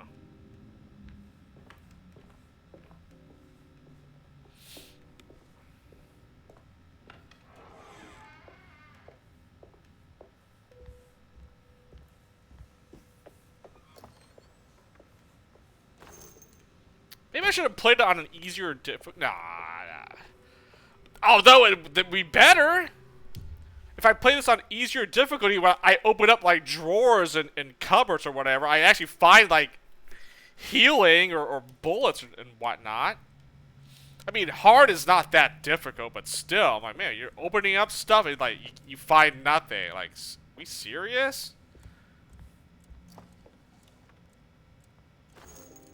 Yeah, I'm picking up pistol bullets now, so that's pretty good. Getting something, but it's like, man, last time I was like getting nothing. Like there was nothing to like grab and find. I'm like, what the F? Like, really?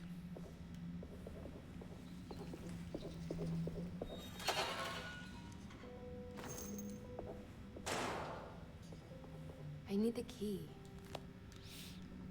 Oh, I don't have the key for that. Alright. Oh, yeah, see, like, this would have had something if I had played on, like, easy difficulty or whatever. Just more bullets to find. Well, I guess it wouldn't matter. Now I know how to, like, do the combat and how to play the game. Just avoid... Either kill enemies with melees or like, melee weapons or, like, Molotov cocktails. Or, if you can... just run away and avoid them. Like, there's no point fighting enemies unless you have no choice. Like, they're gonna keep chasing you down. I mean, I'm pretty sure I only get, like, I don't know, like, how much bullets do I get with... I think I got, like, 26 shots with the handgun as Carnby. 10 shotgun shells.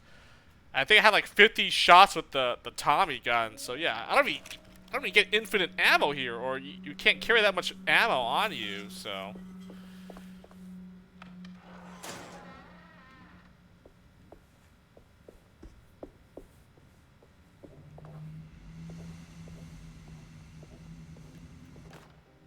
Please do not touch the boiler.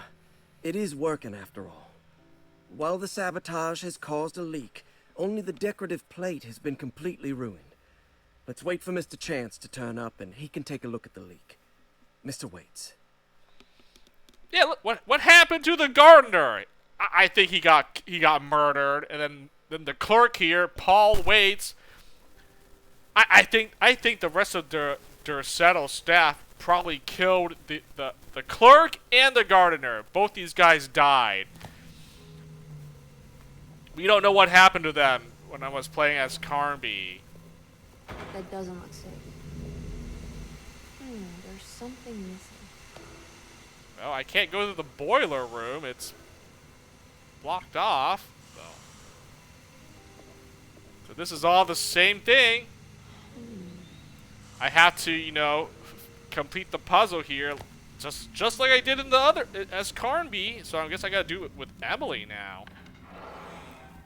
I haven't noticed anything different yet, so I guess we gotta keep playing and see, like, does she play differently than Carnby? Because like so far it looks the same so far.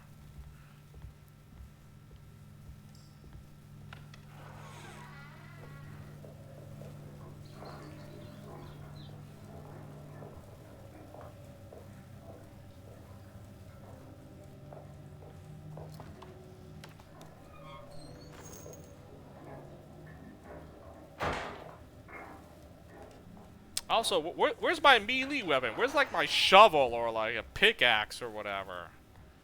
Give me something like that. Oh, there's the locked medicine box. Okay, I remember all this still.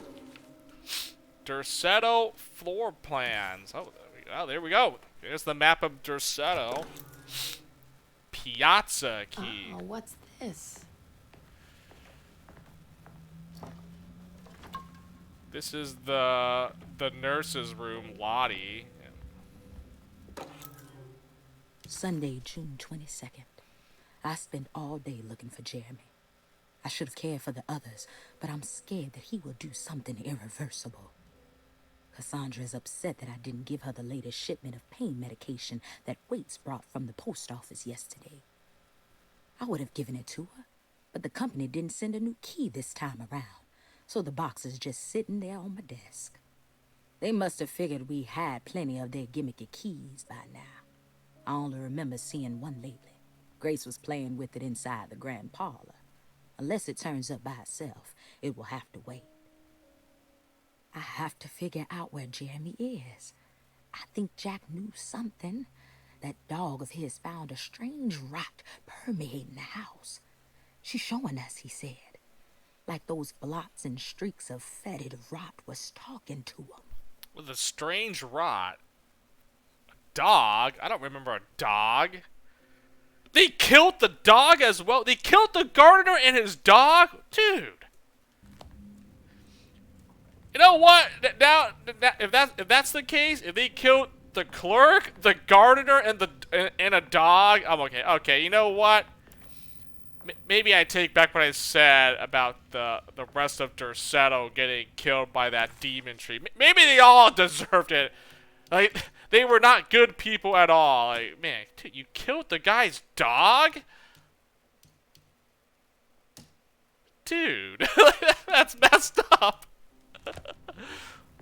Like, how messed up can you be? You're gonna kill a person's dog? You scumbags. I need the key.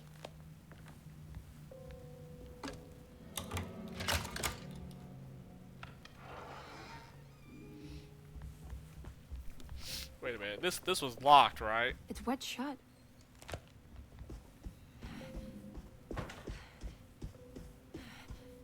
It looks important. That's private quarters. That's the doctor's apartment. That's his room. Oh, it's not even labeled their room yet. Look at that, room 65478. Okay, so we don't even know who's in these rooms yet. Oh, I didn't even realize that. Okay, yeah, we were all here. Yep, cook, laundry room, pantry, the kitchen. Yep, boiler room. Yes, kitchen garden. Yep, okay, all this is the same. Oh, room 1, 2, and 3. Okay, room 3 was empty, or well, that was Carmby's room. Maybe it'll be Emily's room when I get to room 3. Room 1 and 2, treatment room, doctor's office, clerk's office, reception, dining room, grand parlor. Okay. Oh yeah, because we obviously haven't met all the other people here yet, so we don't know whose room it is yet. Oh, okay. Ah, I didn't remember that. That's pretty cool.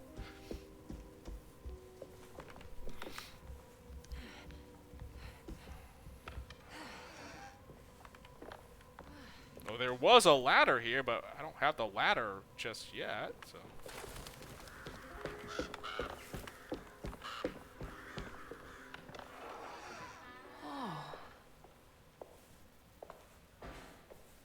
Here's the front. I need the key.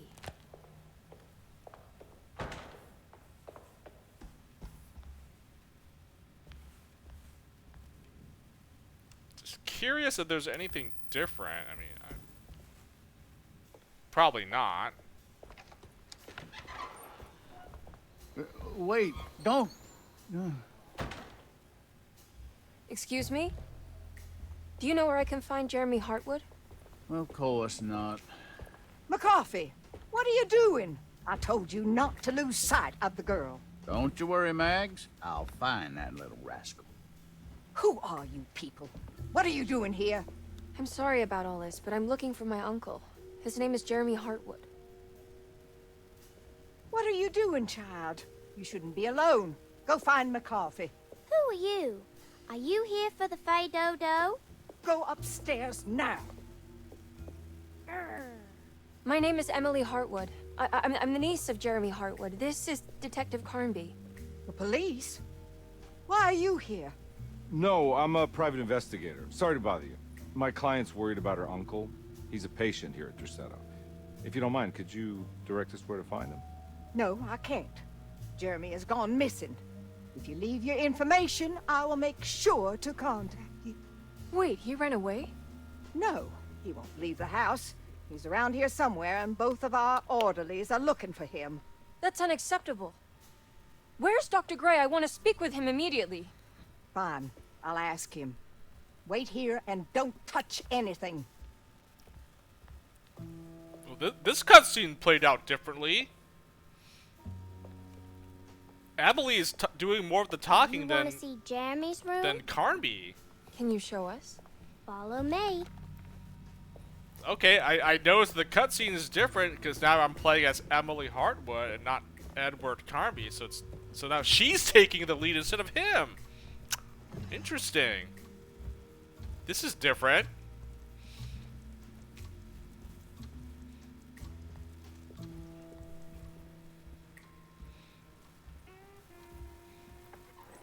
Maybe Emily will go crazy instead of Carnby this time. If she's the one that grabs the talisman and everything. Strange kid. Let's look around, see what we can find.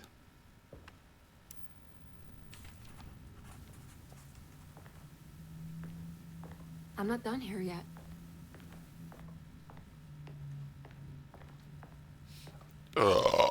Jeremy had gone missing. The housekeeper said the staff at Derceto was looking for him. But Emily wanted answers and demanded to speak to Dr. Gray, the man in charge. While waiting, a young girl offered to show Emily and Detective Carnby inside Jeremy's room. The perfect opportunity to look for clues regarding Jeremy's disappearance. Oh, it still says room 4. It doesn't say Jeremy Hartwood's room just yet. Okay.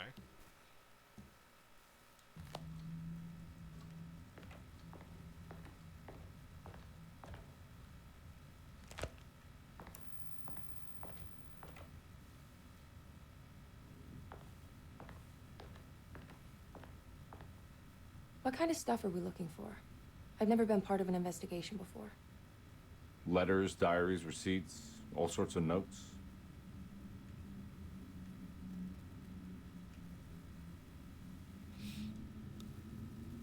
I've read about police analyzing teeth marks and blood samples and fingerprints to find criminals. Is that something you can do? No, that sounds more like the way the Bureau of Investigation does things. But, you know, if you do find teeth or blood, it's still worth mentioning. Yeah, he's a private investigator. He's not with, like, the police or FBI. We should talk to Dr. Gray when we're done here. He's the one who runs the hospital. He must know something about what's happened. Yeah, I just want to get a feel of what we're dealing with here first. Of course.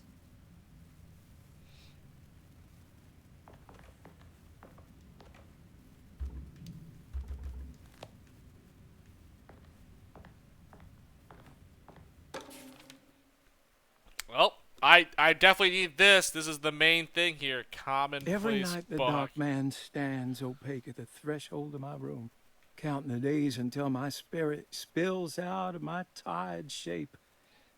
Only his pallid mask shelters my remaining sanity. Staring directly into the face of that demonic sultan would surely sunder time itself.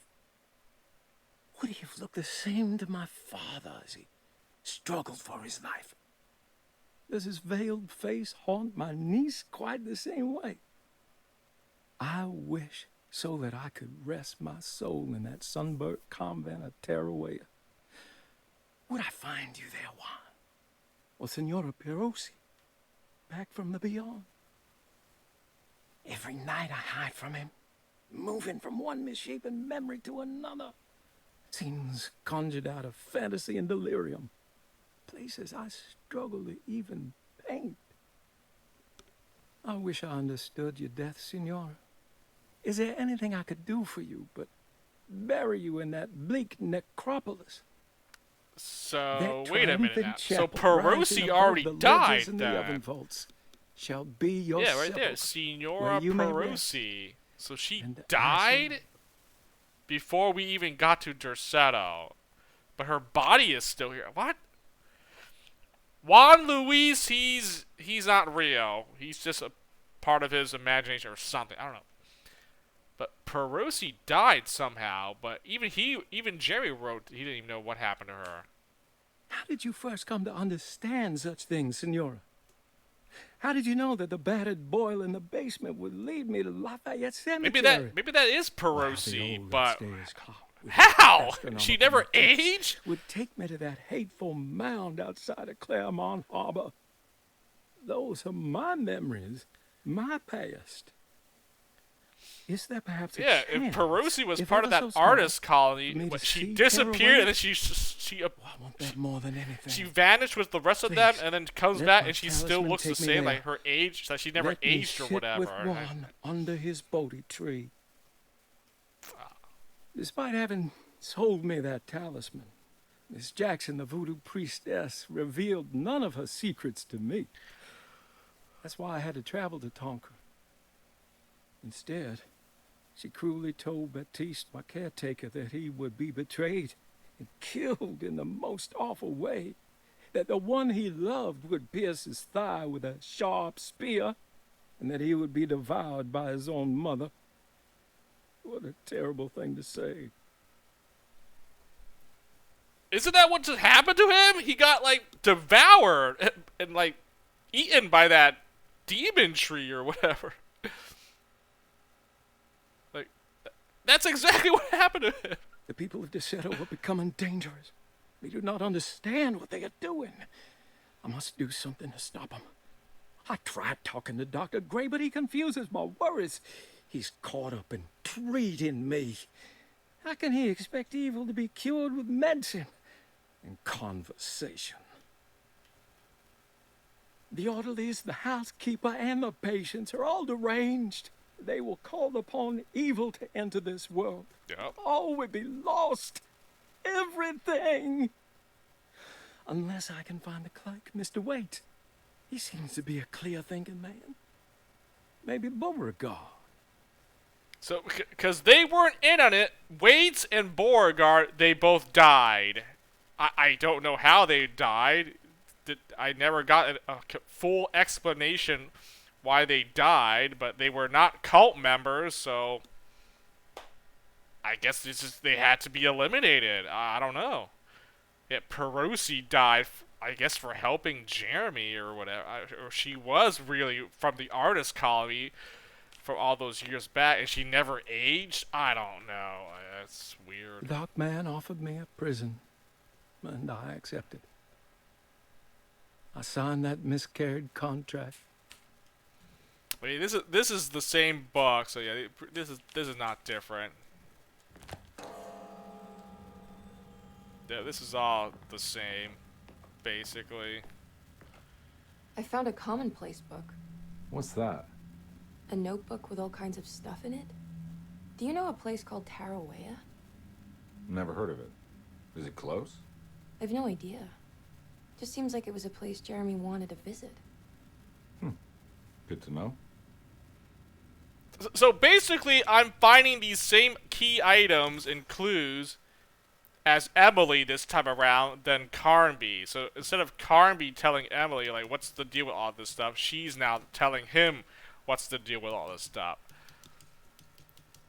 I don't know. Look, I mean, besides maybe the cutscenes and obviously some of the dialogue, I feel like it's basically, you know, I think I'm just gonna play. I feel like I'm gonna play through this the same exact way, but as a different character. So it's just a different perspective, a different point of view. I'm not so sure if I like that or not. I thought the scenarios would at least be like, we do things like differently or something. I don't know. Like, doesn't that make more sense?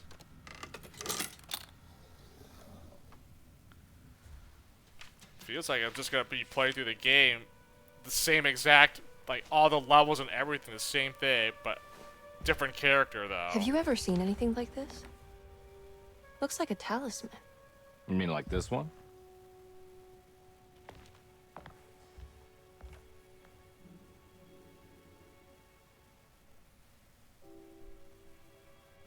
Can Can you find me a knife to cut the canvas? I want to take this with me. You want to take the painting? Sure, I'll find one.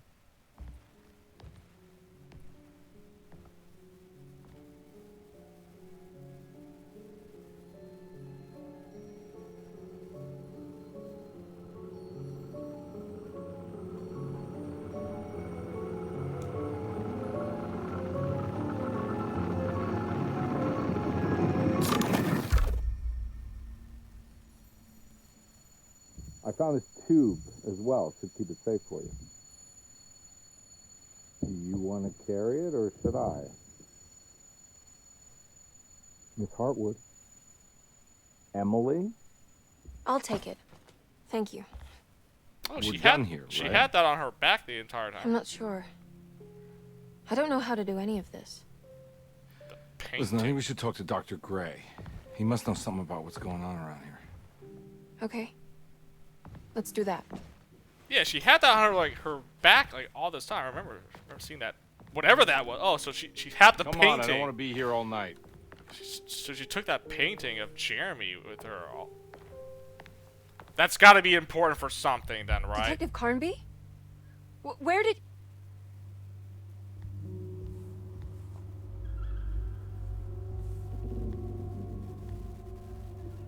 Oh. I'm going to enter the Shadow Realm. As Emily Hartwood this time. Not as Edward Carnby. What on earth is happening? What is this place? So she's gonna go all crazy here because she has the talisman and all this. She's seeing all this stuff, and then Carnby's like, "Are you okay? What's going on?" So it's basically whatever character you're playing as, they had to go through the nightmare in the Shadow Realm, and the other character, I don't even know what they're doing then. I guess they're just at Derceto chilling or whatever, not doing anything. That's what it looks like. Emily had never seen the French Quarter quite like this, dark and alien. The only possible refuge she could see from Jeremy's balcony was a bit of light coming from a corner store. I mean, yeah, I go to the corner store. I think you find what, Batiste, right? I meet that guy, right? Dallas men with black sunstone. An ancient navigational tool found inside a cheniere along the Bayou Tonk. The old grave was uncovered by oil riggers and said to have unleashed a vagabond devil that massacred its finders. 3 numbers are needed to span a bridge between the scapes of dream and memory, according to Stern. Not where I want to be, but it's a start.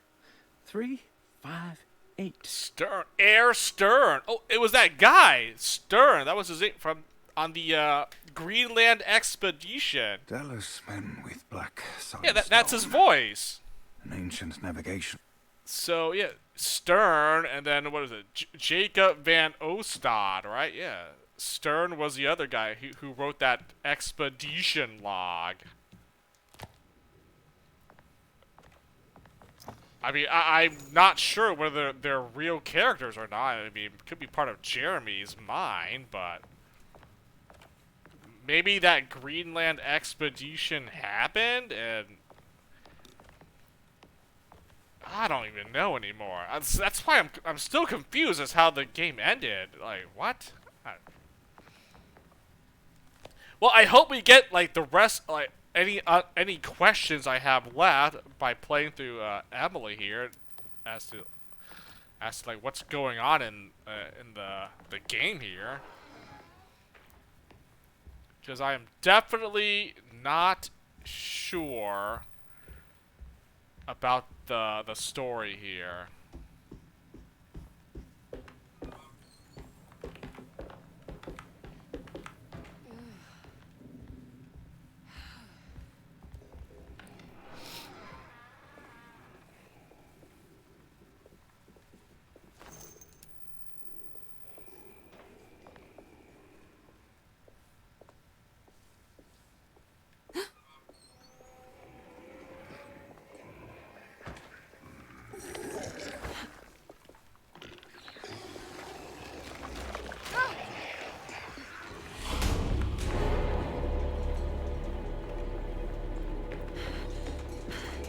I'm gonna try something here.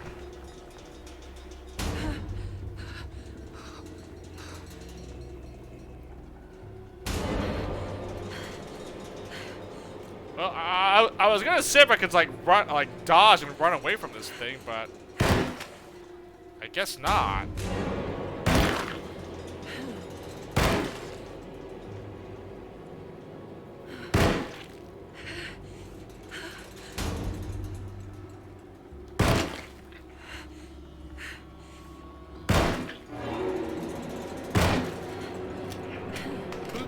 Are the headshots not doing anything? Like, I'm like, dude.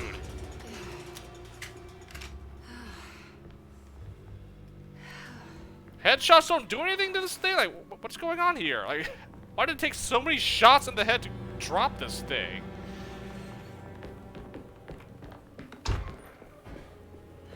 I obviously don't have a melee weapon yet, so I can't even, like, kill it with a shovel or a pickaxe or whatever. I wanted to try to like run from it, avoid fighting these stupid enemies because they literally don't do anything.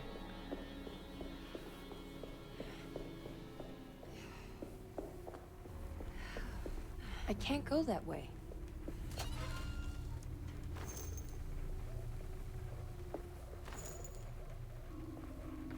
But at least she starts with her. She also brought a gun herself, so she can defend herself. I'm like, okay, if she didn't have a gun as well, I'm like, what the heck? Okay, well, okay, so she has it. This can't be. She has a handgun, and so does Carnby. So they both start with handguns.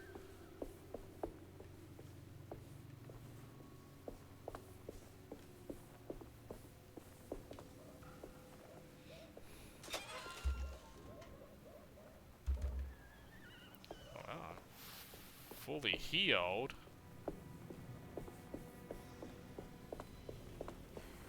I can't go that way.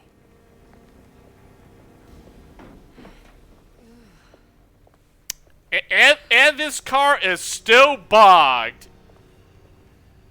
Wow. I mean, you know, if not to say that, I mean, I don't want to, you know, downplay, you know, my stream or whatever, you know, the YouTube recording, but man, hey, you know, if they're like devs that, you know, somehow watch my stream or the video recording, like this can't be intended, right? I think they forgot to program that this car was not to be clipped through. It's like, yeah, I'm pretty sure they must have missed the coding.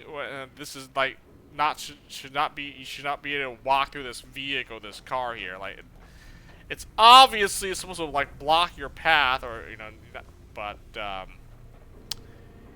yeah, I saw this and I'm like, what the F? Like, yeah, it's still here. It's the same thing. So I mean, I don't think it's not game breaking or anything, but you know, they should probably, if they cared at all, they should probably patch this, you know, fix this up here so you can't actually remove the car if it's not supposed to be here, or make it so you don't freaking walk right through it.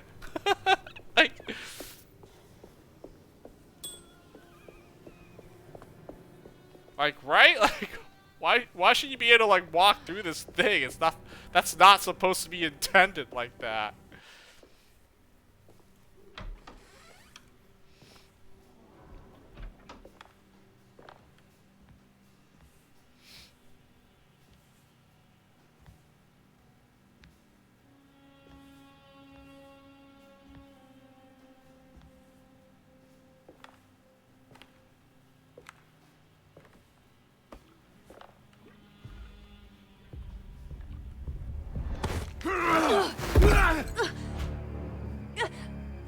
Emily, is that you?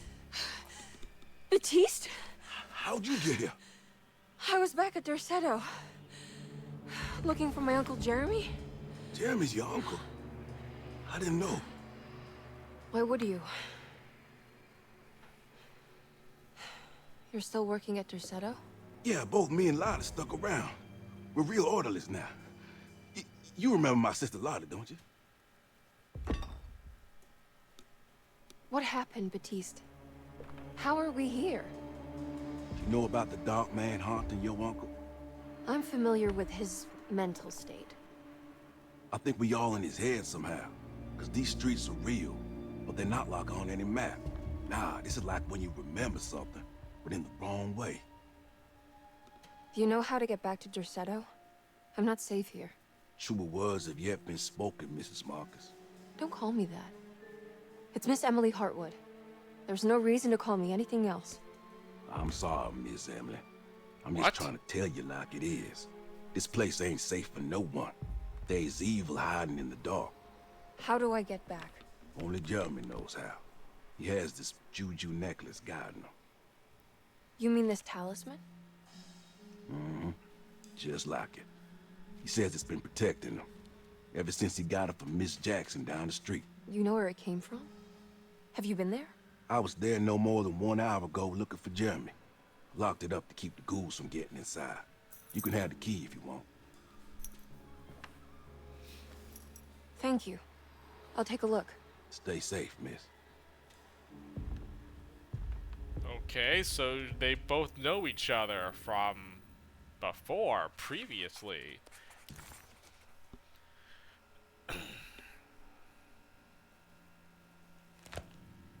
Also, interesting. Like, Batiste called her Mrs. Marcus, so she was married to John Marcus? But now she's like, call me Emily Hartwood. So what happened here then? Huh? Now I'm curious. Like, what was she married? She got divorced? She's a widow? Like, what's the deal with the engagement ring here, huh? And I don't know how these two know each other from before. Batiste and Lottie obviously know her from some. That's interesting. That's a different interaction than what we got with Carnby and Batiste.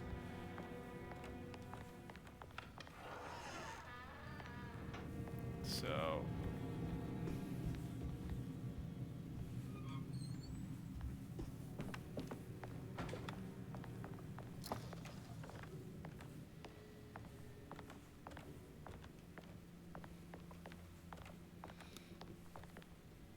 Are you staying here? For a while. Want to see if Jeremy shows up. So at least the cutscenes play out differently depending on which character you're playing as. I mean, I feel like I'm going through the same level exactly the same way, but the cutscenes and the dialogue are different for each character, so it's not the Your same. sister, she also works at Derceto? Yeah, she the one who got us jobs.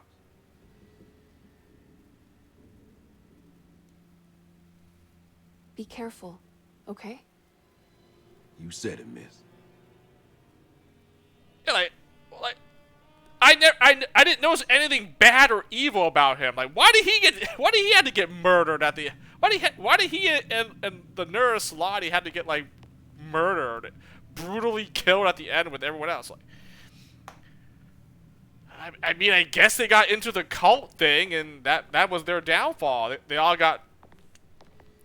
I don't know how they got convinced to join the cult or whatever, the Black Goat cult or whatever the F it's called. Oh well, that sucks. Like I didn't notice anything inherently bad or evil about most of the characters at Derceto, other than they worship the cult of whatever what the fuck is it called? Emily couldn't understand where she was, but it felt like a waking dream. Batiste, who she vaguely remembered from her past, claimed to work as an orderly at Derceto. He was also looking for Jeremy, and seemed to imply that he was chasing him through Jeremy's own mind. Maybe this wasn't Emily's dream, but Jeremy's, and she was trapped inside somehow. Baptiste suspected that Jeremy was in some control due to a talisman that he had been given by a Miss Jackson, a name Emily recalled to be one of the many voodoo witch doctors in the French Quarter. In hope to find a way back to Derceto, Emily set out to find Miss Jackson's place.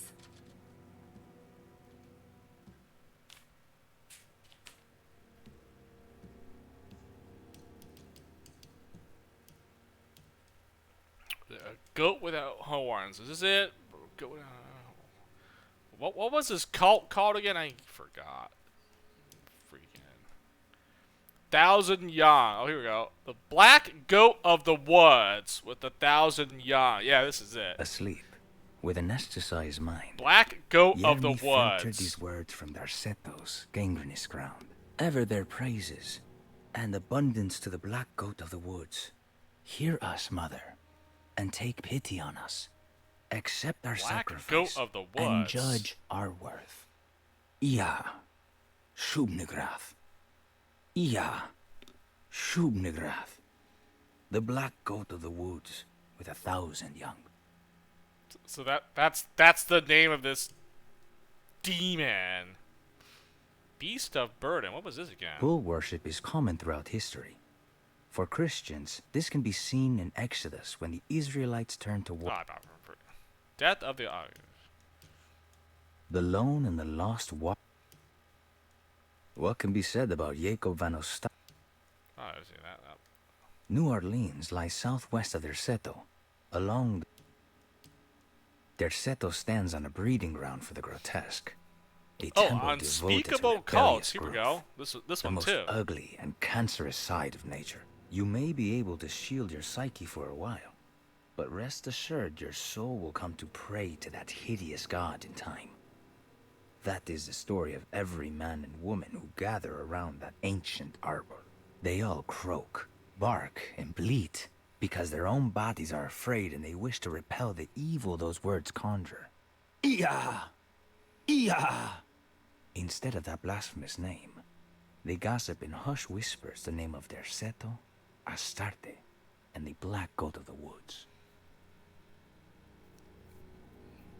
I mean, wouldn't the answer be just, I don't know, leave Derceto before you get possessed into joining this cult here? I don't know. Like, maybe it was too late for them. Like once they entered Derceto and they were here long enough, they just got, I don't know, they got infected or whatever, and now they're worship this evil god or whatever. The artist spent a lot of time boating on the vast lake Pontchartrain. Poetry, painting, photography. Everything seemed to become better by the shimmering water and the opalescent sky. One night, as the sailors returned to Derceto, they found a masquerade ball taking place. It must have been Perosi and Nora who invited their friends from the theater.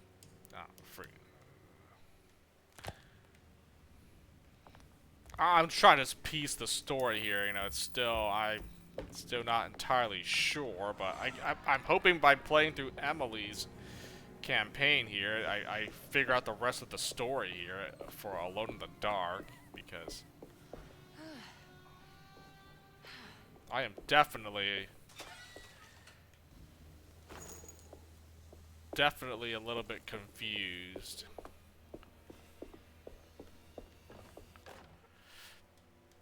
I'm not. What's this?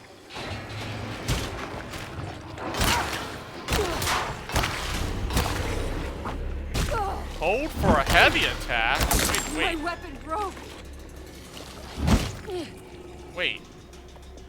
I didn't know you could hold for you could hold for a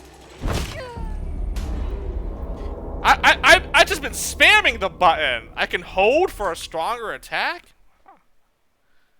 Wait, let me try that again. I didn't even know you could do that.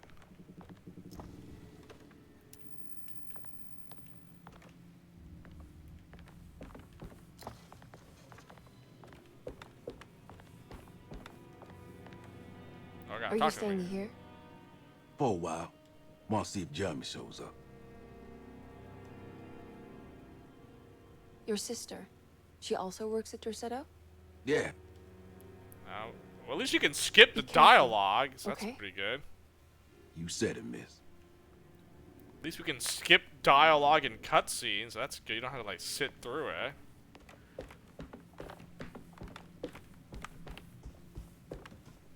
Also, I'm pretty sure I didn't have to kill this thing, but it was blocking my way. But I'm like, wait a minute. I can actually, I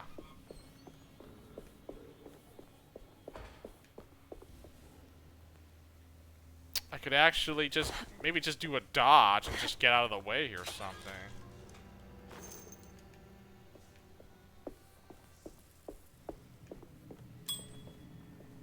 Again, if you don't have to fight the enemies, then, you know, you can just, you know,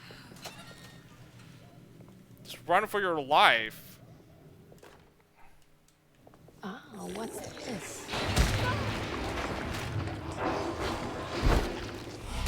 Hold for a heavy attack.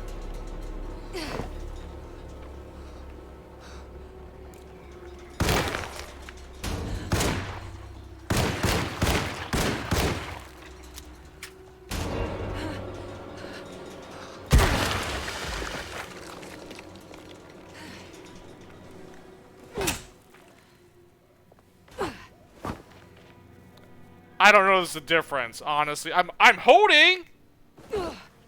It still swings the weapon. I don't know what if I'm supposed to do anything differently or not.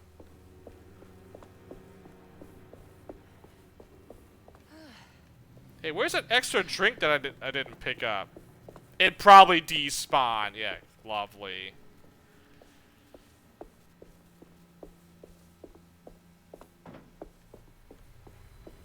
Did it despawn? It probably despawned.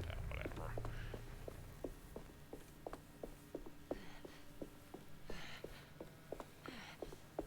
Well, I mean, the tutorial, I obviously didn't remember that. Oh, I've just been spamming or been tapping the button to attack. I guess if I held it down, it does a heavy attack? I didn't even know that was possible.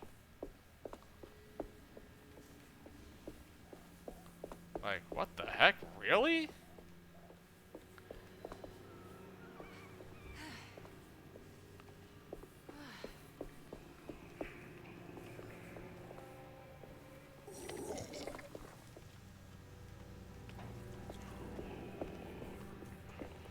Wait, it's zombie? What?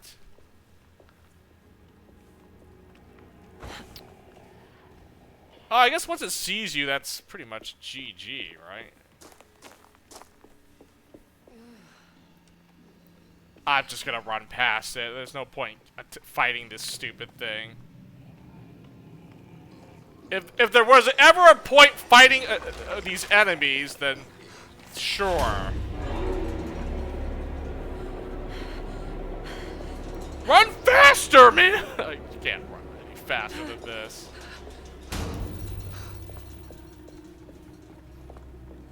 Yeah, there's a lot of bricks to pick up, that's for sure.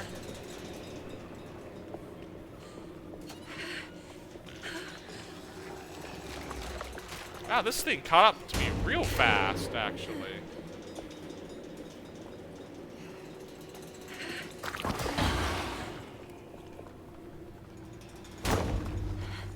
Oh. I'm just wondering if the bricks do anything.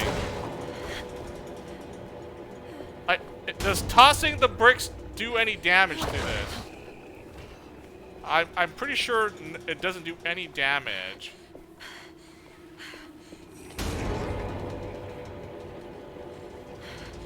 Oh my gosh, there's another enemy! Okay, just run! Just run. Where do I go? Where am I supposed to go?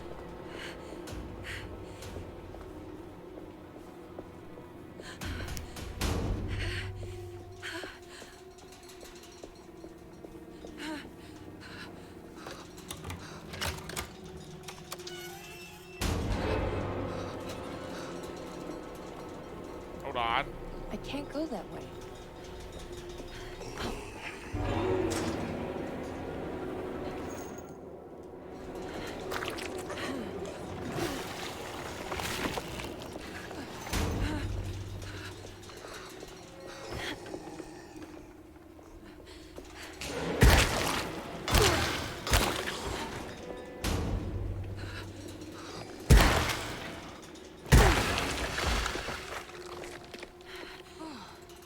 Oh, there we go. Okay, maybe that's what we're supposed to do. Maybe I'm supposed to hold this so it does like a heavy attack. Oh man. I never knew that. Oh my gosh. I could have actually been doing like stronger like melee attacks with my weapons here versus spamming away.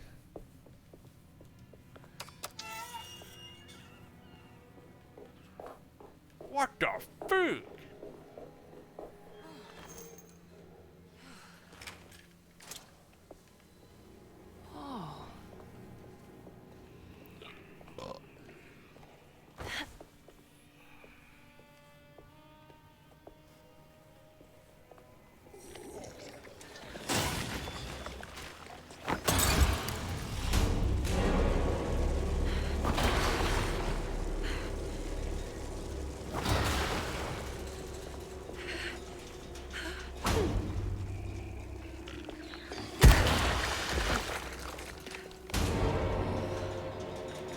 Oh man, maybe that was it.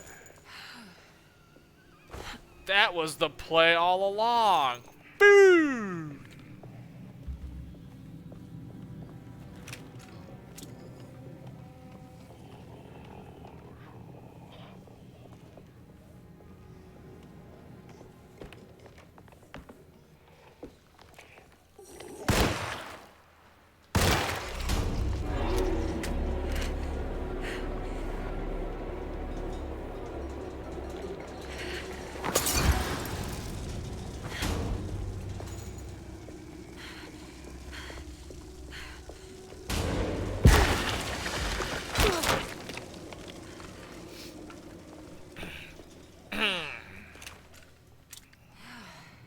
Man, you know, with this knowledge now, I can just do heavy melee attacks. Oh man, this is gonna make the game even easier for me now.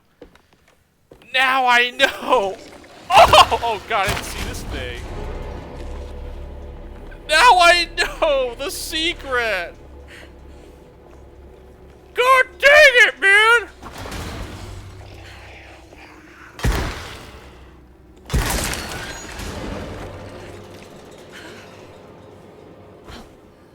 Now we know the secrets. Oh my gosh. I mean, okay, it was still not that bad.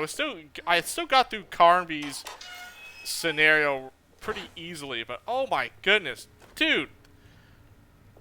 Imagine knowing that I could just hold this for hold down the button for like a stronger hit than just spamming away. Oh my gosh. What the heck, man? If I knew about this from the get-go, it would have been so much more easier for me. Son of a... it only took me to play the game a second time here for that tutorial thing to pop up. Like, oh, that's what you're supposed to do. I never knew that! God dang it, man!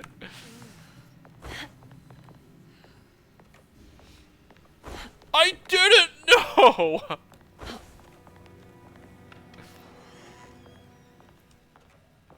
This must be Miss Jackson's place. Let's see if we can find out more about Jeremy's talisman.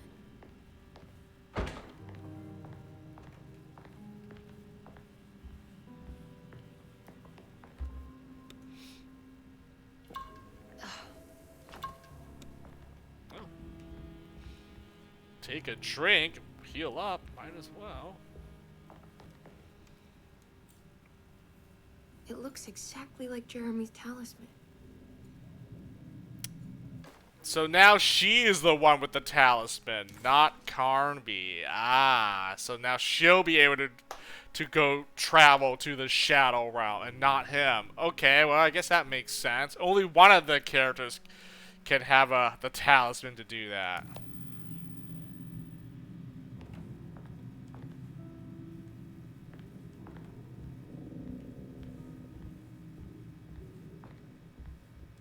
I think it's meant to hold the talisman. What was the code? I forgot. Emily found this waking dream disturbingly persuasive. If this was Jeremy's world, what did that mean? Was the Hartwood family suffering a literal curse? Was the Dark Man, that ghoulish specter haunting Jeremy, an actual supernatural being? Emily pushed her thoughts aside and focused. She needed to find out about the talisman and get back to Derceto. Emily couldn't understand where she was. Alright, already did that. Let's, 358. I'm not sure what numbers I should use. Maybe there's something in Jeremy's notes. 358.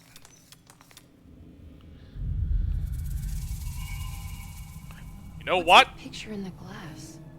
Where is that? You know what? I just realized I know the combination to that safe in the clerk's office. I'm going to open that safe up earlier than I'm supposed to. Oh, you know I'm going to do that. I know the safe combination now. Good to see you again, Miss Hartwood. Mrs. Thompson told me you were here.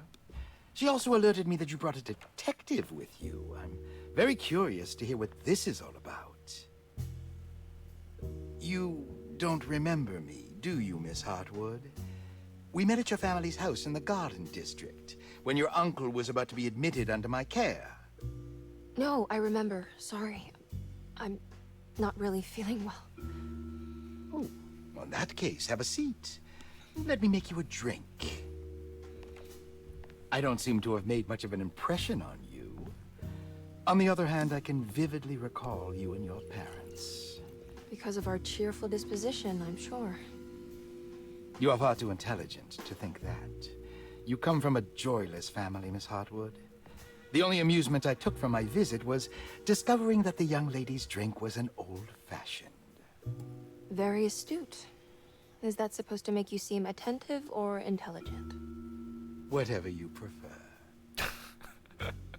Are you ready to tell me why you are here, Miss Hartwood? And why you brought a detective? I received a letter from my uncle. He seems certain that he was in danger here. If I find out you're treating him badly, I'll be taking him back with me to New Orleans.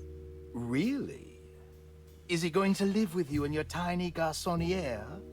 That would be a spectacular way to ratify your spinsterhood. Because you are well aware that your father would never let him back in his house. No, I have it. Maybe you can bring him back up north. You've been wanting to move back for quite a few years, haven't you? You always preferred your mother's side of the family. Jeremy is free to leave with you. I won't object. However, there is one problem, as you might have learned. He is, in fact, missing. Do you know where he could have gone? No, I'm afraid I don't. I have my staff looking for him. I'm sure he will show up eventually. Especially if he learns that you are here. He is quite fond of you. What can you tell me about his condition? I never heard a proper diagnosis. What is your medical opinion of him? Well, let me think. He is an anxious man, depressed, even. He suffers from a perceived lack of order in his inner and outer life. He constantly complains about events not presenting themselves according to their divine nature. And the Dark Man? Hard to tell if it was ever anything specific. Jeremy uses the Dark Man as a psychological scapegoat to avoid facing the truth that he is in any way at fault. You don't think there can be any truth to the Dark Man's supernatural existence? Why would you ask that? Can we ever be sure? If the Dark Man is some sort of evil presence that is in possession of Jeremy? Well, I assure you, any evidence that you experience supporting that claim is purely delusional. Don't get caught up in mass hysteria, Miss Hartwood. You wouldn't want to take your uncle's place in this hospital, would you? I'll be leaving now, Doctor. I need to keep looking for my uncle. Do so, Miss Hartwood. I'll let you know if he shows up.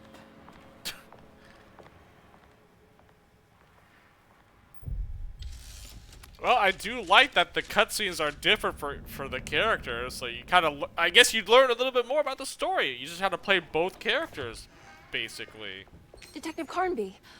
God, I'm glad to see you. I was afraid you had left. Me? You're the one who just disappeared. It's hard to explain. I think I blacked out. It was like I went somewhere else. It's okay, miss. You're clearly upset.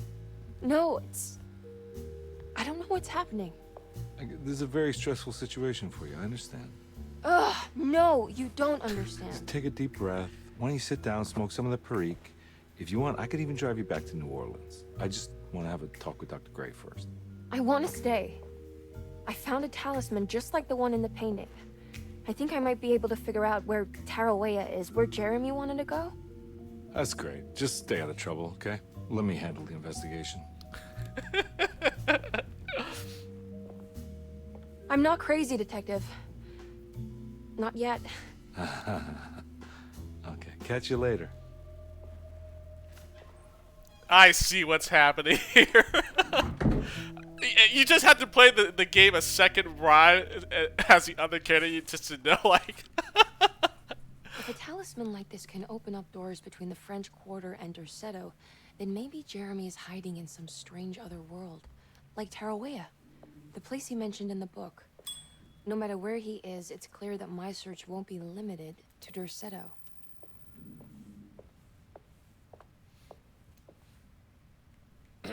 I don't know. This is just funny because I've experienced what the other character is now going through. Because they had the talisman, so they're going through like Despite making a fool of Jeremy's herself in front of nightmare Dr. world, Gray, basically. Detective Only Carter, one character. Emily felt surprised.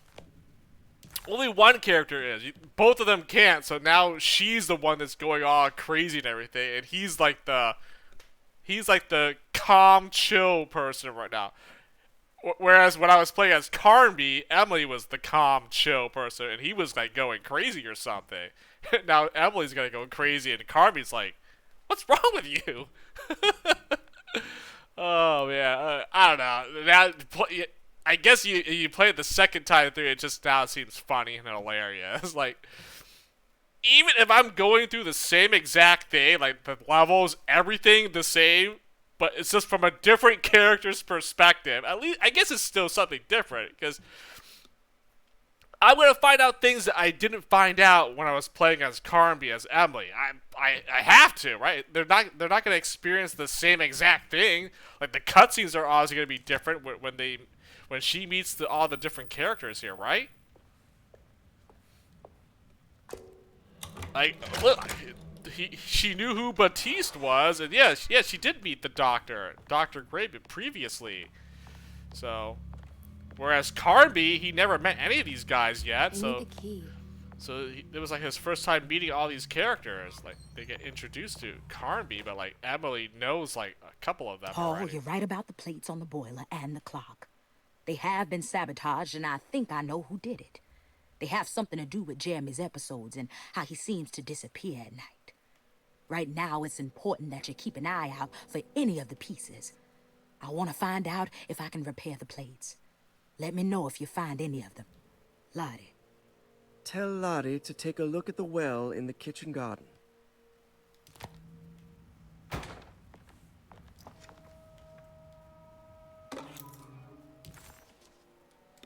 Well, let me grab all the stuff in the clerk's office here. Dr. Elmore Lee Gray is DeSeto's chief doctor.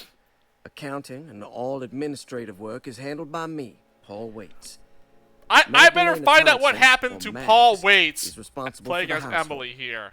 Jean-Baptiste and Charlotte Tabois are responsible for keeping the guests' medical regimens. Maybe the gardener. Finally, Jack Chance is our gardener, who can occasionally be seen in the conservatory, but is for the most part busy outside. There are currently 6 guests at DeSeto. I've never met the Malcolm gardener, McCarthy and I Ruth don't Tallant know reside on the if Paul first Waits floor. is dead or not. Jeremy Hartwood, Elisabetta Perosi, Grace Saunders, and of course, Cassandra Beauregard live on the 2nd floor.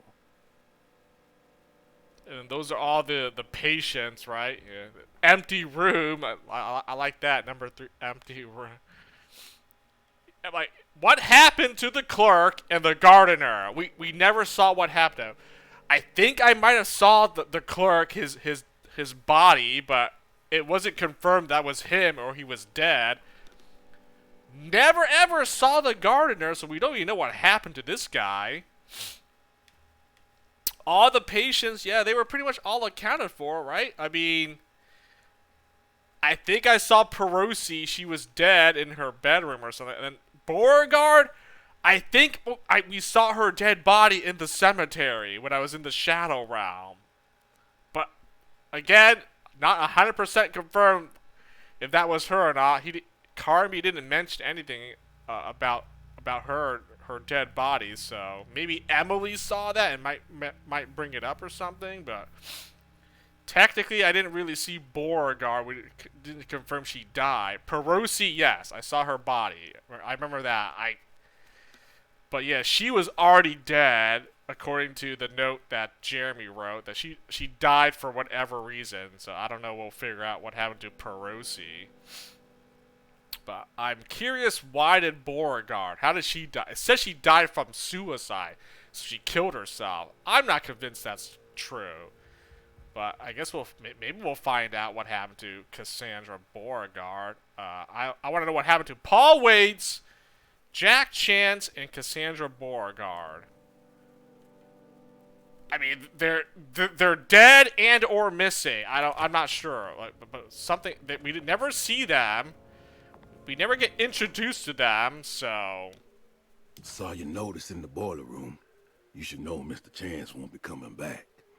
I got no business being in there myself, but you can take a valve from the wine cellar if you want to try to stop the steam pouring out. Be careful. Okay, that's Batiste. That's him saying that. So, wait, the gardener's not coming back. Why? What happened to him? What, he just ran off? He disappeared? He quit? He's like, he's not coming back? He's like, what happened to him? I want to know! What happened to the gardener? He had a dog as well. I'd like to know what happened to the guy. There's no way he just disappeared for no reason at all. That makes no sense.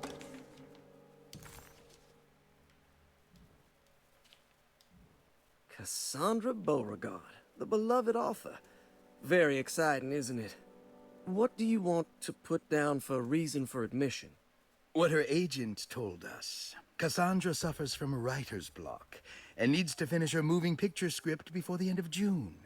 Mr. Chardot suggests Cassandra's heavy use of barbiturates is holding her back and risks ruining her career. And how should we summarize her personal history? Let's keep it short. Am I going to read through this again? Cassandra Probably Beauregard not. is a beloved crime author who managed to pull herself out of poverty and into stardom. 5 years ago, she tried killing herself by jumping off a balcony. The incident left her a cripple, and now relies heavily on her wheelchair. And for diagnostic impressions? Cassandra suffers chronic back pain following her suicide attempt. She self-administers... Grace Saunders, 11 years old. Reason for admission? The mother insists on strict supervision by a proper gentleman to avoid further perversion. Malcolm McCarthy, 54 years of age. Reason for admission? McCarthy admitted himself to Dorsetto, stating simply that he needs some damn rest. And personal history? McCarthy claims he used to work as a lawyer in Baton Rouge, but says he can't go into details because of some legal dispute. His background remains largely a mystery, except for the occasional clue that he drops in conversation. Huh. And diagnostic impressions? McCarthy is an anxious man and an alcoholic. He often tells half-truths due to some deep-seated inability to trust other people. And how will you treat that? McCarthy will take some time to open up. Spending time with Jack's dog or the child should be good for him. Their harmless nature will help build his sense of trust. It says here, what happened to the gardener's dog? Like, I want to know. Beauregard, okay. Grace Saunders, McCarthy. Elizabetta Perosi, 33 years old? What should I put down as reason for admission? Well, Perosi There's broke into there's the no way Seto and was she could found be wandering the 33 grand years parlor. old forever. She was confused and suffered partial amnesia. She insisted she belonged here and offered to pay for her stay. Right. What do you make of her story? Perosi claims to have been a member of the Astarte artist colony some 20 years ago. 20 years ago? A claim that seems contrafactual due to her young age. She looks to be, and even thinks she is, 33 years of age. That would make her a child at the time. It seems fair to say that Perosi's story is untrue, deliberately so or not. Diagnostic impressions? Do you have anything? Perosi's story is peculiar, because she retracted her story about the artist colony. She no longer claims to be the same person as Elisabetta Perosi. However, my staff's research has confirmed there was a Perosi at that time who was in her early 30s. I suppose this case will take some time to investigate. How will you go about it? I wanted to contact the real Perosi, but it seems the whole colony disappeared one night. September 29th, 1915, during a hurricane. I will have to take it slow and figure out what this spell of impersonation could have been. Oh, I'm sure it will all clear up eventually. Thank you, Doctor. Here's my guess. This is the same Perosi as from the artist colony. Maybe she disappeared into some sort of like time zone and she never aged, and then she came out of it into this whatever time period or in the present time right now, and that's why she, you know, that's why she never aged, because she vanished with the rest of the artist colony, right? We don't know what happened to that except for her. That's the only explanation I could come up with why this is the same Perosi. 20 years ago, the artist colony, and she was 33 years at that time. So if anything, if she was the same person, then she would be at least 53 years, right?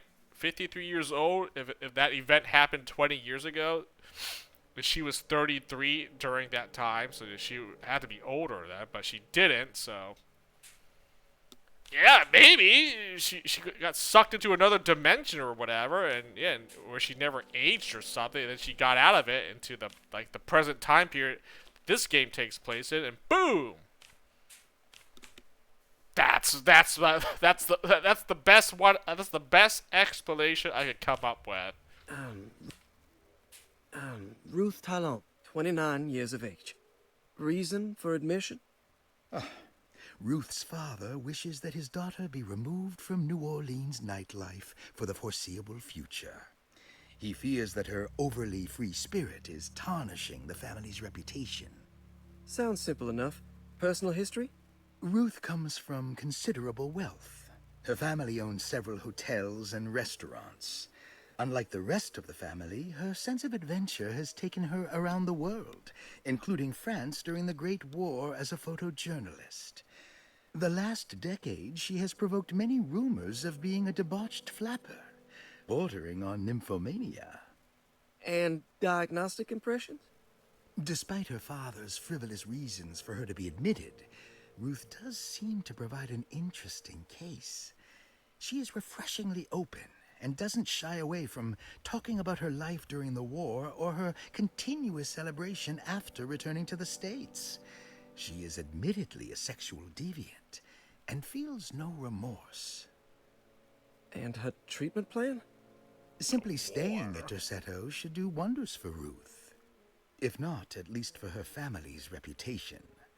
Ruth doesn't need to change, but with therapy I might be able to share with her some sympathy towards her family. I doubt she will settle down and become as dull as the rest of them, but at least she might try to be more discreet in the future. I don't know, I mean,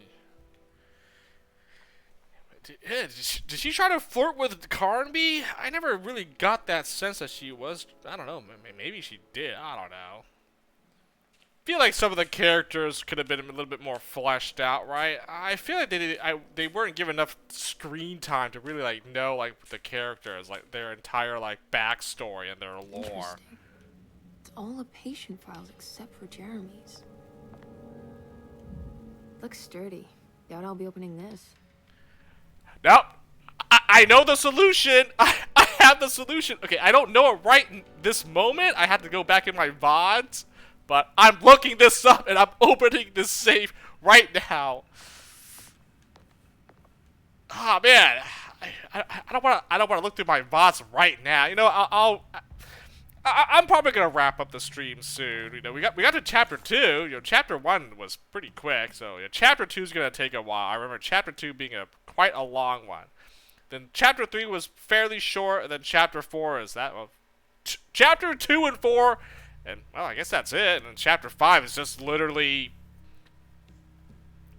kill the demon tree, and that's it. So, but yeah, I know the answer to this. I'm going to just look up and see if it's the same save combination. If it's not, I'll be surprised that it's different. But I think you get the key to the doctor's office, and you get like something else in here, right? Okay, I can't remember what I got, but it was definitely a key to unlock the office or something. I need the key. So I can definitely do that. I'll just look this up for next time, for next stream. Because yeah, I will have access to and I can open up the doctor's office again with the key. Okay, I don't remember exactly. I think we just explore around, open up any locked doors or something, right? I can't leave. I need to find Jeremy. I mean, I don't know. I mean, I guess we have all these objectives here. Investigate the small parlor. The gun in the parlor. Oh, I can get the shotgun now.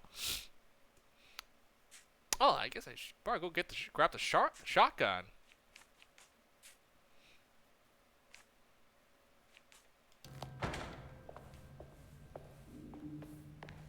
Actually, I should probably wrap up the stream. What am I talking about? I can't keep. I mean,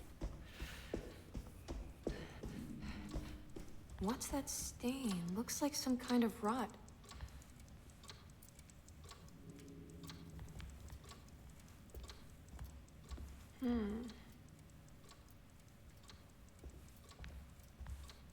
That's obviously like part of the demon or something. I'm actually not sure.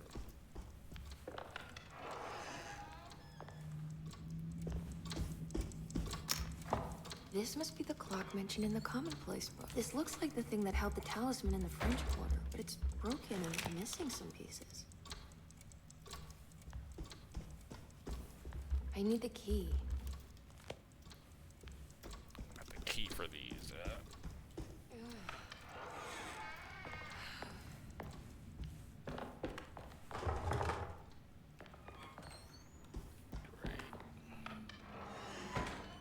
Jeremy's room. All back to normal.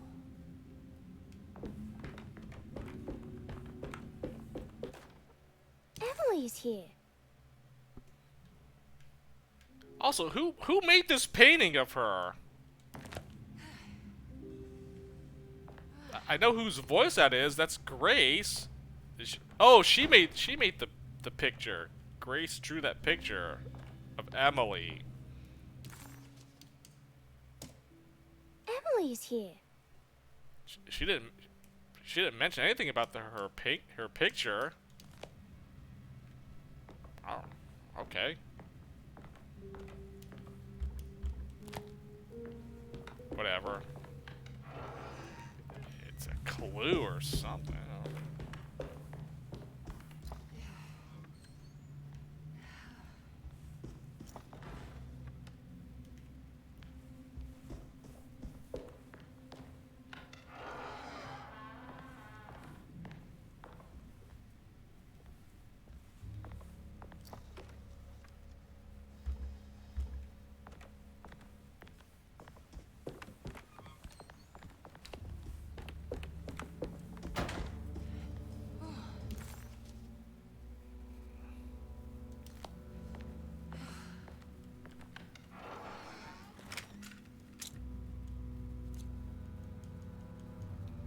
Cannot pick up...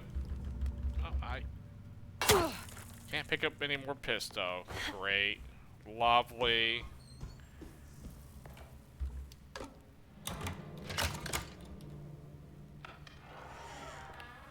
What a strange but beautiful room. This is Perosi's room. I did it. I crossed the thresholds to my intended destination without a focusing device. My talisman now knows these roads, and I have no need for the plates. I can find my way to Lafayette as easy as I find my own room. I visited the grave of my father and seen the oven waiting for me. Thank you for opening these doors. I now must summon my courage and go back to that hateful mound outside the oil rig. I hope you'll be feeling better when I return. Jeremy. Was that letter addressed to Perosi? It's in her room. There's some aggressive looking rot on these paintings.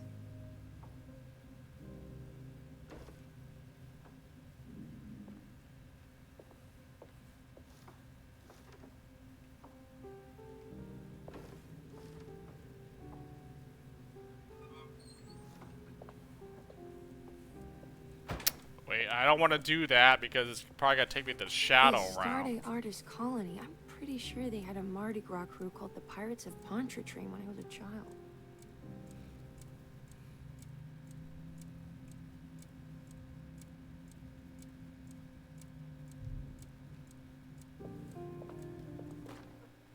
Will I need to remember how to get them out again? They are locked up for good reason. I am sure she is still able to whisper the answer in the ears of the wrong people. But not for long. I will see her burned soon enough. That black goat will be sacrificed to put an end to it all. Then it will all be over. No more Derceto, and sadly, no Astarte. Those good pirates of Pontchartrain. May you still sail the lake, until you find the shores of Hali. Just not sure I still understand that from her journal there, but...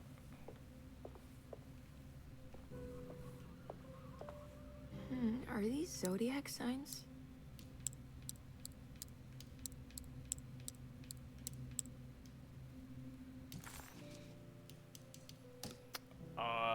It's definitely this, right? No, wait, no, it's not. It's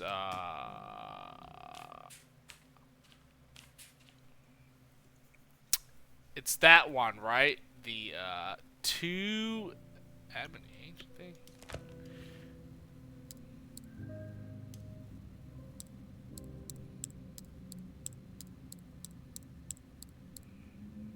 Well, no, it's not.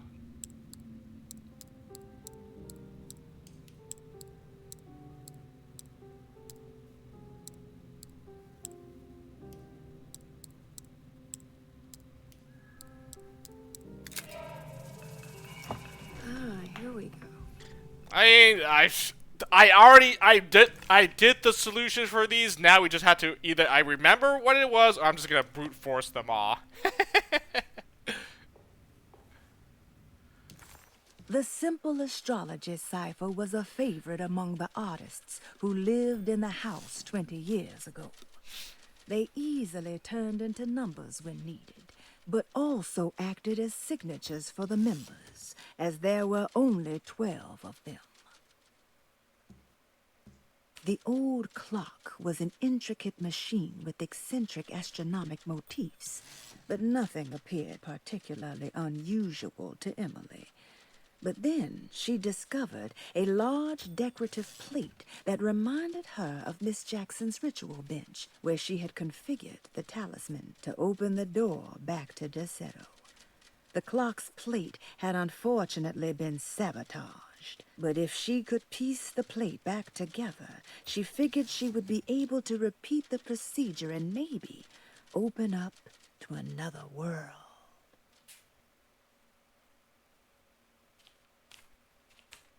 Despite making a fool of herself in front of Dr. Gray and Detective Comby, Emily felt surprisingly invigorated.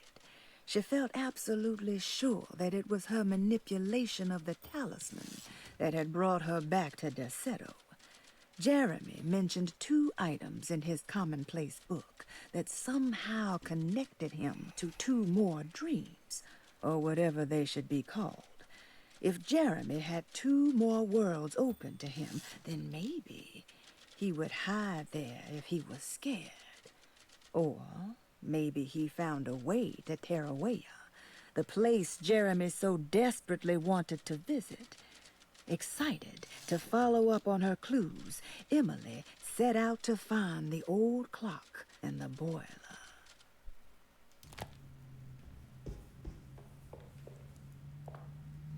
Oh, maybe this rot was the solution to the, to this thing. Oh, whatever. I did it out of order and... God dang it!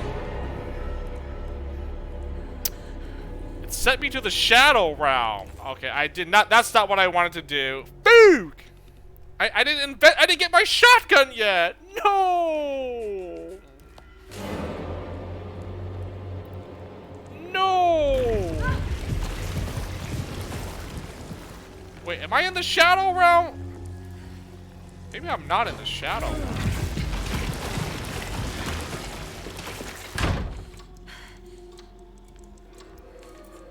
Oh, maybe that wasn't the Shadow Realm. Oh, nice. I need the key. Okay, I was like, oh god, I couldn't remember if it sent me into a Shadow Realm or not. Suddenly, Jeremy's bleak dreamscape devoured Emily, drowning her in dread and darkness, only to moments later spit her out again. What had happened, and why? Was that her doing, or did someone else make it so?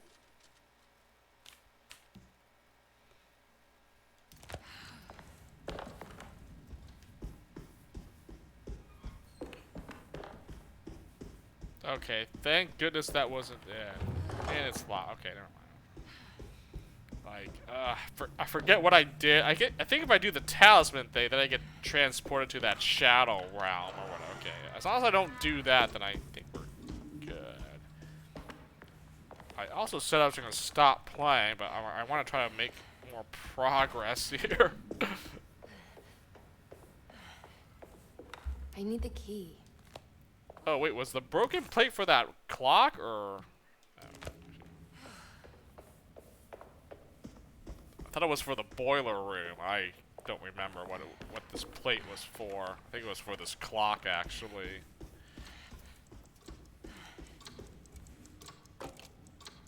Oh, okay, it was for the clock. I need 1 more now. Yeah, we don't do the boiler room until like a little bit later, so I'm not solving the boiler room just yet.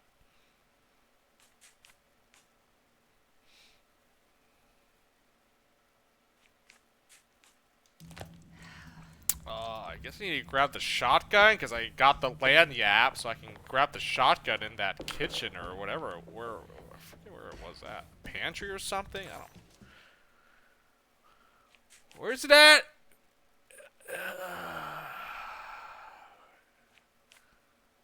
Small parlor. Oh, it's okay.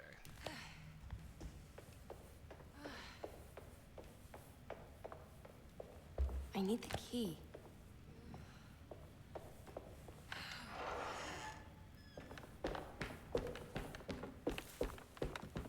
Yeah, there's no enemies when you're in Derceto. You need to go to the freaking Shadow Realm and then yeah.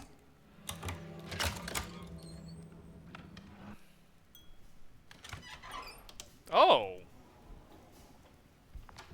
Oh, I meet her here.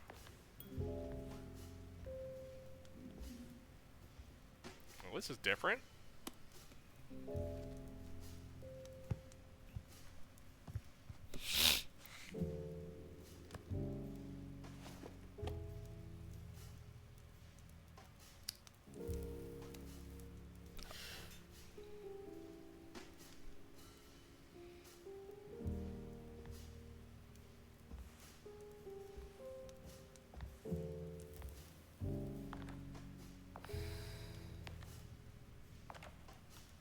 evening, Miss Hartwood. That is your name, isn't it? I would be terribly embarrassed if it wasn't. You're right. Emily Hartwood, Jeremy's niece. Nice to meet you. Ruth Talon.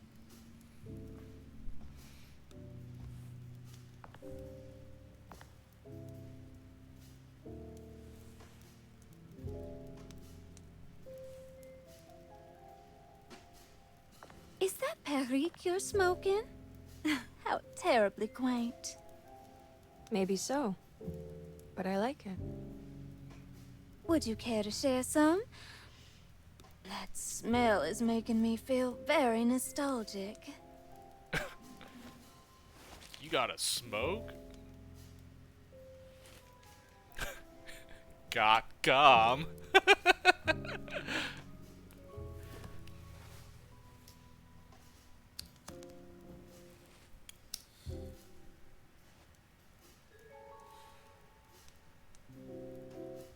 Is it all that you hope for?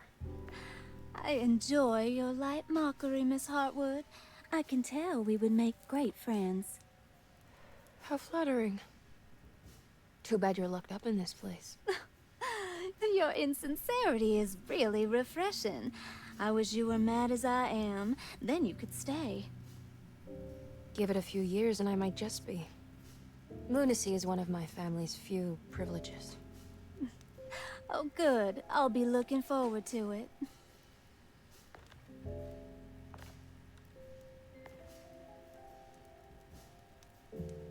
You don't know anything about what happened to Jeremy, do you? Everyone here is really strange, and it's hard to know what to make of anything you hear. Occasionally, it sounds quite exciting, though. Good versus evil and all that. I'm sorry, but I don't think I have anything useful to share. It doesn't matter. Thank you for the much-needed break. Bon voyage.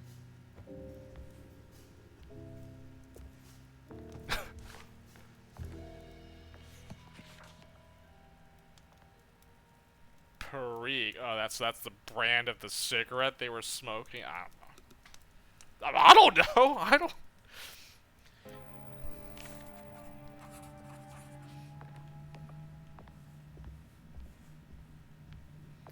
Yeah. Carnby met her in like the. Emily felt surprised by how much she enjoyed the company of Ruth. There was something familiar and friendly about her, like they were old friends that simply forgot about each other. I think I met her in the grand parlor, and then now I met her in the library this time around, huh? I'm like, oh, okay. Didn't expect I would meet her in the library here, but alright. Lost Plantations of Louisiana, Thierry Briclot, 1917. Derceto was a small plantation on the eastern shore of Lake Pontchartrain. The land was considered difficult for industry and was sold for only $30 to Elijah Pickford. I think I remember listening to this Pickford as well. employed hundreds of workers from nearby New Orleans to clear the woods and build a small plantation mansion facing the lake with a striking Greek Revival temple facade. Derceto kept a modest production of Perique tobacco and indigo that persisted Oh, up till the Perique Civil tobacco. War. Okay, During wow. the antebellum That era, explains it. Derceto was the source of many rumors concerning Perique voodoo tobacco. and witchcraft. That's what. People who Cigarette. traveled Okay. the lake reported seeing people dance at night in front of bonfires, bleating and wailing. On June 17, 1862, Captain J.W. Norton of the Union Army recounts leading a raiding party from ships anchored in Lake Pontchartrain in order to seize control of Derceto and free the slaves working there. The captain was surprised to find the workers fighting back with unprecedented zeal. Norton's account describes these men and women as enraged with fanaticism. Pickford reportedly tried to placate the raiders, but was shot in the confusion. Captain Norton left the mansion burning and retreated to his ships with his men. Derceto was left in ruins for several decades. The ownership of the land was long disputed and returned to the Ledoux family in 1901. Several police reports were filed during the following years as the Ledoux tried to get rid of a camp of squatters on their land. The police made several visits to remove the trespassers, but the people kept returning. On November 1st, so this basically explains the lore of the Derceto. It was a plantation, then it got transferred into other Many stuff. were killed, So that's and what. even more were jailed. The following year, Ledoux rebuilt Derceto, incorporating the surviving stone foundation and adding a magnificent wrought iron conservatory. The farmland had been reclaimed by the surrounding woods, so it was no longer profitable to use as a plantation. Instead, the house was turned into an artist's colony. The Astarte Artist Colony was a successful group of artists, including figures such as painter Heinrich Cassel and poet Nora Keith. The group was also known for their beloved Mardi Gras crew called the Pirates of Pontchartrain.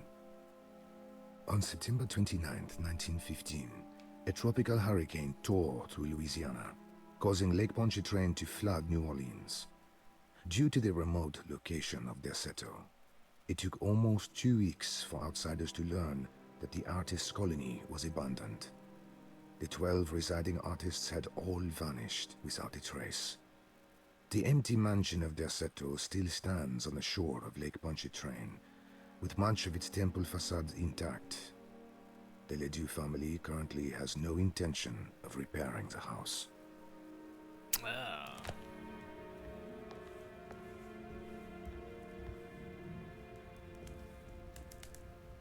Are you reading anything good? A Brightness from Afar by Lord Boleskine. It's actually not bad.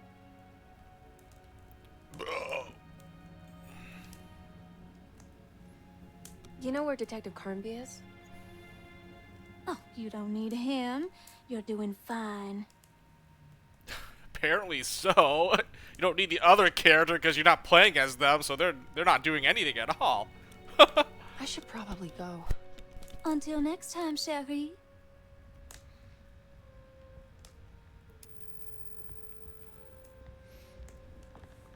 So that's what the other character was doing, as you're playing as one playable character. The other one's literally not doing anything. Well, they can't. They don't have the talisman, so how could they do anything, right? Without the talisman, they can't travel to the Shadow Realm and back or whatever. Now this'll come in handy. Well, I got the shotgun sooner because I already obviously got the land yaps associated with it.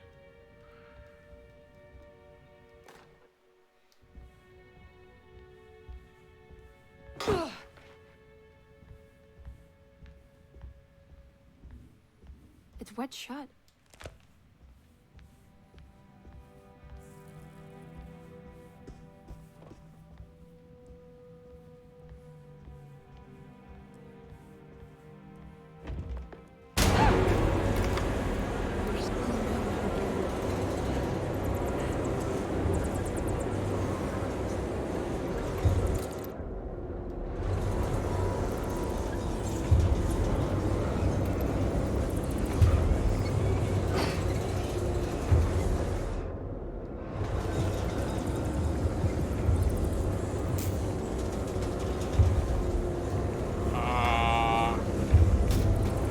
Pipe or a fire? I guess a fire.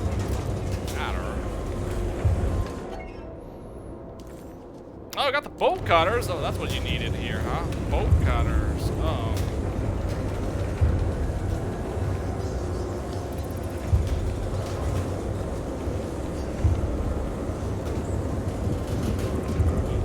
Okay. Bolt cutters for that thing outside in the conservatory or whatever.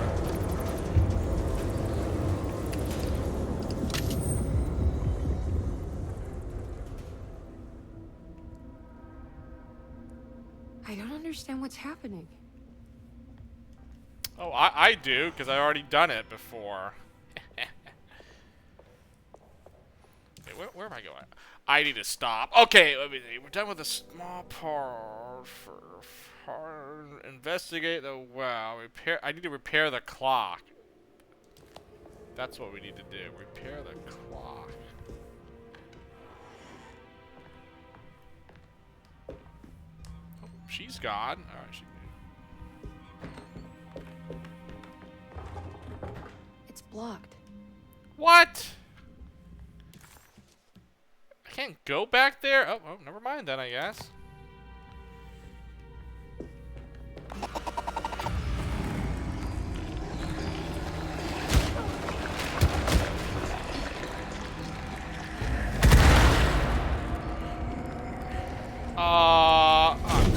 I'm just gonna reset. What the food, man?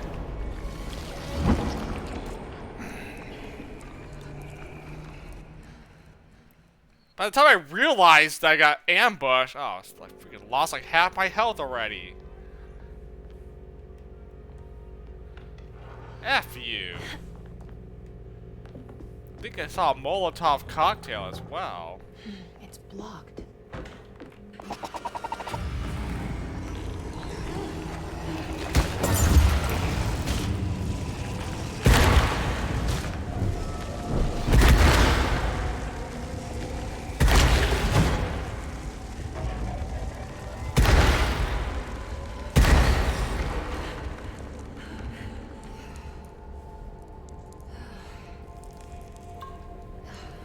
Okay, the heavy attacks actually help out a lot now that I know how to do it. It actually does help. Oh, I got a pickaxe. Nice.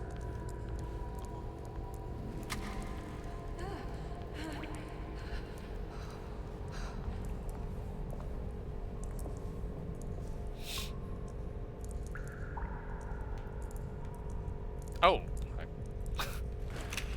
Whoops. My bad.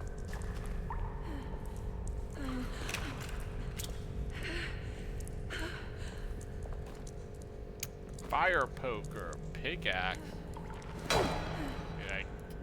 I have to assume the pickaxe or like the sledgehammer are a lot better, right?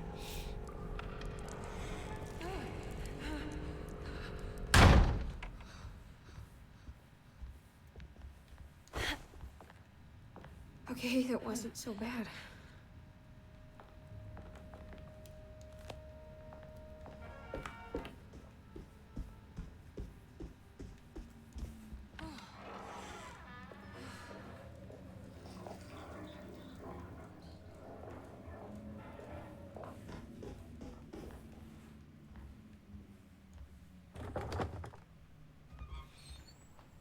Wait, what do I freaking do?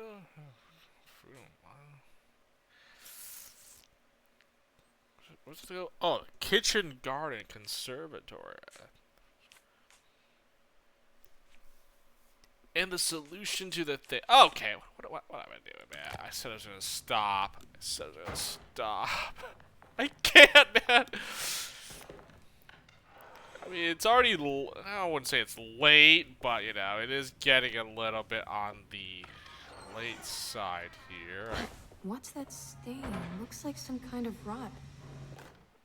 You know, Mr. Waits, I saw a piece of the plate that Liza broke. I think she's been hiding them. She's not very good at it. She just chucked it into the little room with all the tools behind the boiler. I left it there. I didn't want to embarrass her by picking it up while she was looking.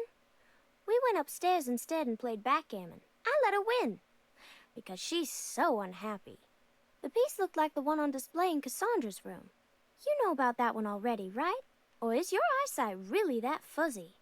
I hope you don't feel bad about your glasses. You only look stupid when you squint. Maybe if you had more eyes, you would see these things. I wish you had all the eyes you needed. Your best and favorite guest, Grace.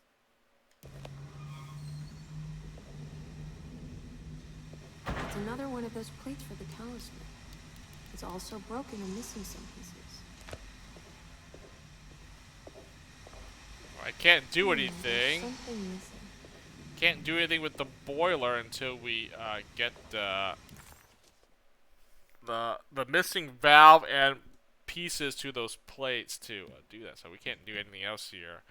Repair the decorative plate on the boiler and the clock. Replace the missing valve. Yeah, so investigate the well in the kitchen garden and the clock. So kitchen garden and the clock. I got my shotgun. So that's pretty good. No, that's go there. Food and wine cellar. Nope, we can't go there yet. I think this is where you...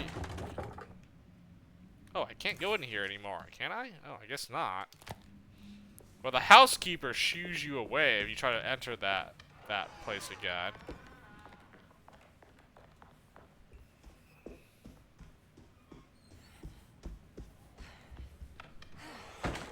Where the F was I supposed to go? I need to go down here. God dang it! I have to go back upstairs to like do that. Alright, you know what? Yeah, go out to the kitchen garden. I guess we'll stop here. I want to find out what the combination of the safe is in the clerk's office. I'm gonna do the solution. Fuck it. Might as well do the solution now, right? I know what it is. I've already done it in the previous playthrough I have, so let me look this up so I know what it is, and well. Looks sturdy. Doubt I'll be opening this. I don't remember this. I don't remember the combo. I wanted to say it started with like a 9 or an 8, but I don't remember. I don't remember.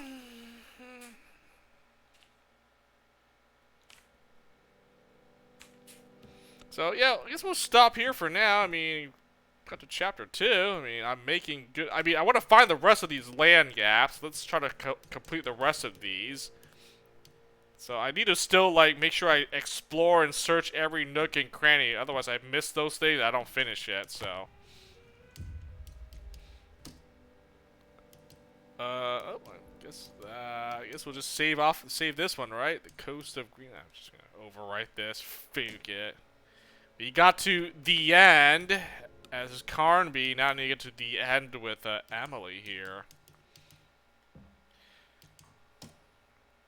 Again, I want to know what the solution to that safe is, so I'll probably look it up and see. Then, you know what? I'll just look it up when I end stream now, so then I'll remember the solution. So when we load it up, I'll be like, I'm opening up this safe sooner than I should have. But if you already know the solution, then you should probably be able to open the safe. You know, it's not gonna like mess up the game, will it?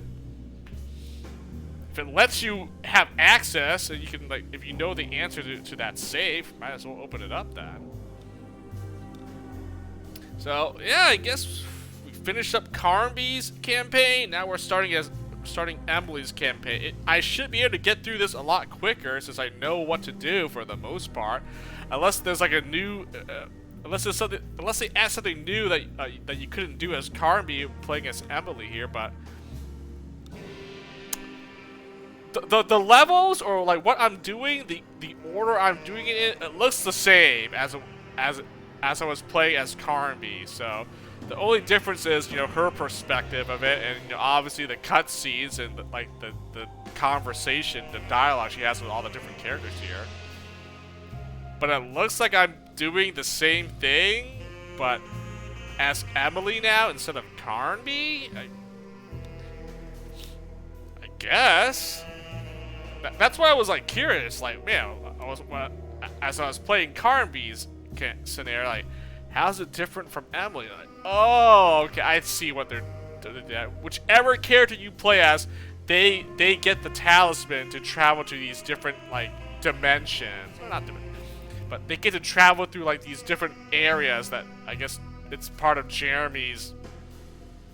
It's all in his mind or whatever. It's like his own nightmare world, and now they're experiencing it.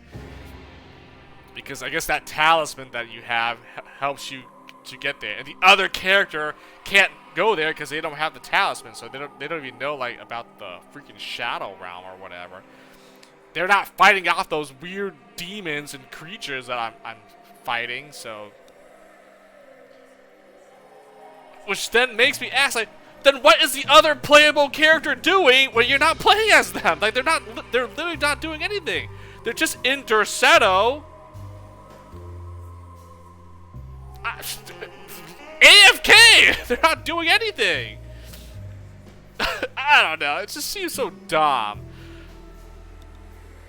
But you know what? I'll reserve my final thoughts and my review for when I finish her campaign. Like, so far, just I don't know. Story.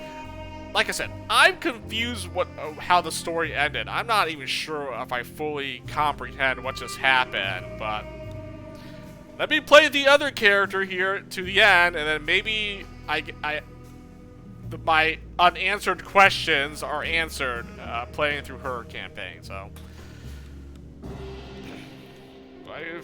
stop here for now. Good progress. We'll resume it for next time, I suppose. GG.